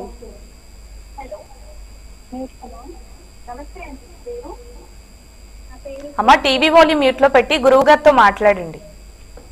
హలో. చెప్పండి అమ్మా, వినిపిస్తోంది మీ మాట. నమస్కారం గురుగారు. నమస్కారం అమ్మా, చెప్పండి. మేము రేపు గంగా స్నానంకి వెళ్ళి వచ్చి వరలక్ష్మి వ్రతం చేసుకోవాలనుకుంటున్నాం. ఓకేనా గురుగారు? అద్భుతమైన పని చేస్తున్నారు. ముందు స్నానం చేయాలంటే ఏ స్నానం చేయాలంటే నదీ స్నానం చేయాలి. ఉత్తమందు నదీ స్నానం అని. కాబట్టి నదీ స్నానం చేసి వ్రతం చేయటం అనేది చాలా ఉత్తమం. నిరభ్యంతరంగా చేసుకోవచ్చు. ఇందాక అమ్మగారు ఒక మాట చెప్పారు. ఈ వరలక్ష్మీ వ్రతంలో ఒక పూజ చేస్తూ ఉంటారు. ముందు యామున పూజ, దాన్ని యమునా పూజ అంటారు. ఇది ఎక్కువ రాయలసీమ ప్రాంతంలో చేస్తారు. ఆ కలశంలో ఒక చెంబులో నీళ్లు పోసి దాంట్లో యమునాదేవిని ఆవాహన చేసి తీసుకొని వచ్చి అమ్మవారి దగ్గర పెట్టి పూజ చేస్తారు. దాని పరమార్థం విశేషం ఏమిటంటే ఈ పూజలు ఎప్పుడు కూడా నదీ తీరంలో చేసుకోవటం ఉత్తమ ఫలితాన్ని ఇస్తాయి. కాబట్టి నదికి వెళ్ళి మనం ఇప్పుడు పూజ చేయలేం. కాబట్టి అందుకనే ఆ నదినే ఆ మంత్రాలతో ఆవాహన చేసి ఆ నదే మన దగ్గరకు వచ్చినట్టు అమ్మవారి దగ్గర పెట్టి ఈ పూజ చేయటం అనేది మనకి కొన్ని ప్రాంతాల్లో ఆచారంగా ఉన్నది. ఇది వరలక్ష్మి వ్రతంలో కథలో కానీ దాంట్లో కానీ లేదు. కానీ ఇతరమైనటువంటి వ్రతాల్లో ఏదైనా హనుమత్ వ్రతం చేస్తే ముందు పంపా పూజ చేయాలి. ఇంకా అనంత పద్మనాభ వ్రతం చేస్తే కనుక అక్కడ యమునా పూజ చేయాలి. ఇట్లా యమునా పూజలు నదీ పూజ చేయటం అనేది మనకి సాంప్రదాయంగా శాస్త్రంగా ఉన్నది. కాబట్టి మీరు చేసేది నదీ స్నానం, అందున గంగా స్నానం. గంగా స్నానం చేసి వరలక్ష్మి వ్రతం చేయటం మీకు 1000 రెట్లు ఫలితాన్ని ఇస్తుంది. మనం పూజ చేసినప్పుడు కూడా కలశం పెట్టి దాంట్లో ఏం చేస్తాం, గంగే చ యమునే కృష్ణే గోదావరి సరస్వతి నర్మదే సింధు కావేర్యో జలేస్మిన్ సన్నిధిం కురు అని మంత్రాన్ని చెప్పి పూజారి గారి మంత్రం చెప్పి మనకు పూజ చేయిస్తారు. అంటే దాని అర్థం ఈ మామూలు నీళ్లు మా దగ్గర నీళ్లు పోసాం కానీ ఈ చెంబులో ఓ నదీ దేవతలారా మీరందరూ వచ్చి జలేస్మిన్ సన్నిధింకురు, అస్మిన్ జలే సన్నిధింకురు, మీరు ఇది ఇక్కడికి వచ్చి మీరుండి మమ్మల్ని పావనం చేయండి అని దాని అర్థం. కాబట్టి మీరు మంచి పని చేస్తున్నారు, ఉత్తమంగా చేసుకోండి. శుభం భూయాత్. మరో కాల్ తీసుకుందామండి. హలో హలో నమస్తే అండి, మీ పేరు? నమస్తే, నాగలక్ష్మి అండి. నాగలక్ష్మి గారు మాట్లాడండి. అమ్మున్నారు, మీ సందేహం ఏంటో అడగండి. హలో హలో చెప్పండి అమ్మా. అమ్మా నమస్తే అమ్మా. నమస్తే అమ్మ. మాకు ఇప్పుడు మా కోడలు పెళ్ళై 2 సంవత్సరాలు అయింది. ఇప్పుడు 4వ నెల గర్భవతిగా ఉంది. అమ్మాయికి ఇంతవరకు వరలక్ష్మి వ్రతం చేయించలేదు. ఈ సంవత్సరం చేయించుకోవాలంటే రేపు వీలు పడట్లేదు. నేను లాస్ట్ వారము ఆ పై వారం చేసుకోవాలంటే అమ్మాయితో ఎలాగ స్టార్ట్ చేయించాలి? ఏమన్నా పుట్టింటి వాళ్ళ తరపు నుంచి ఏమన్నా రావచ్చా? అసలు వ్రతం చేయించవచ్చా లేదా? వ్రతం చేశాక 4వ నెల వస్తుందా? అమ్మ పుట్టింట్లో ఎప్పుడన్నా చేసిందా అమ్మాయి వ్రతం? పుట్టింట్లో చేయలేదంటమ్మా. పుట్టింట్లో చేయనప్పుడు అత్తగారింటికి వచ్చాక మొదటి సంవత్సరం చేయాలి. మొదటి సంవత్సరం చేయకపోతే 2వ సంవత్సరం అక్కర్లేదు. అందులోనూ గర్భవతి అన్నారు, వచ్చే ఏడాది చేయించండి. 3వ ఏడు అవుతుంది, మొదలు పెట్టించండి. మరో కాల్ తీసుకుందాం గురుగారు. హలో హలో నమస్తే అండి, మీ పేరు? గురుగారితో మాట్లాడండి, మీ సందేహం ఏంటో అడగండి. నమస్తే గురుగారు. నమస్తే అమ్మా, చెప్పండి. మా మామయ్య ఇప్పుడు 3 నెలలు అయింది గురుగారు. వాళ్ళ మామూలు ఇప్పుడు 9 రోజులు అవుతా ఉంది. 3 అన్నదమ్ములని మళ్ళీ ఒక పైనాలని మాకు చెప్తాము. ఒక 60 కిలోమీటర్లు దూరం ఉంటాము. మీ మాట అర్థం కావట్లేదమ్మా. పెద్ద ప్రాబ్లం అవుతుందమ్మా వీటితో. మీకు బాగా వినపడుతుంది, ఇయర్ ఫోన్ ఉంటుంది. మీ మాట అర్థం కావట్లేదు, మళ్ళీ ఒక్కసారి చెప్పండి. వాళ్ళ మామగారు చనిపోయి 3 నెలలు అవుతుందంట గురువు గారు. వరలక్ష్మి వ్రతం ఆచరించుకోవచ్చా అని అడుగుతారు. సొంత మామగారు అయితే కనుక చేసుకోకూడదు. పెద్ద మామగారు చిన్న మామగారు అయితే కనుక యథావిధిగా చేసుకోవచ్చు. మరో కాల్ తీసుకుందామమ్మా. హలో హలో అమ్మా, ఇక ఇందాక గురువు గారిని నేను ఒక చిన్న సందేహం అడిగాను. అంటే ప్రతి ఒక్కరు కూడా వరలక్ష్మి వ్రతం వస్తుందంటే చాలు ఈ శ్రావణ మాసంలో ఎంతో కొంత బంగారం ఖచ్చితంగా కొనుక్కోవాలి అని చెప్పి ఆడవాళ్ళందరికీ ఉంటుంది. దీని మీద మీ అభిప్రాయం ఏంటో చెప్పండి. అమ్మా, ఇది సంప్రదాయం రావడానికి ఒక కారణం ఉందమ్మా. పెళ్ళైన మొదటి సంవత్సరం అత్తగారు కోడలికి వరలక్ష్మి వ్రతం రోజున కాస్త బంగారం పెడతారు. అన్నిటికన్నా పెద్దదేం పెడతారు?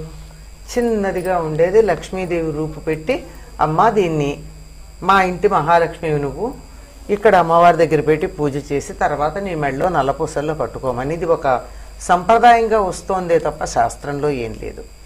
అది మొదటి సంవత్సరం పెట్టడంతో తర్వాత ప్రతి ఏటా కావాలని ఇందాక మన గురువు గారు చెప్పినట్టు ఇంట్లో వాళ్ళని బాధ పెట్టి అవన్నీ చేయడం ఉంటుంది.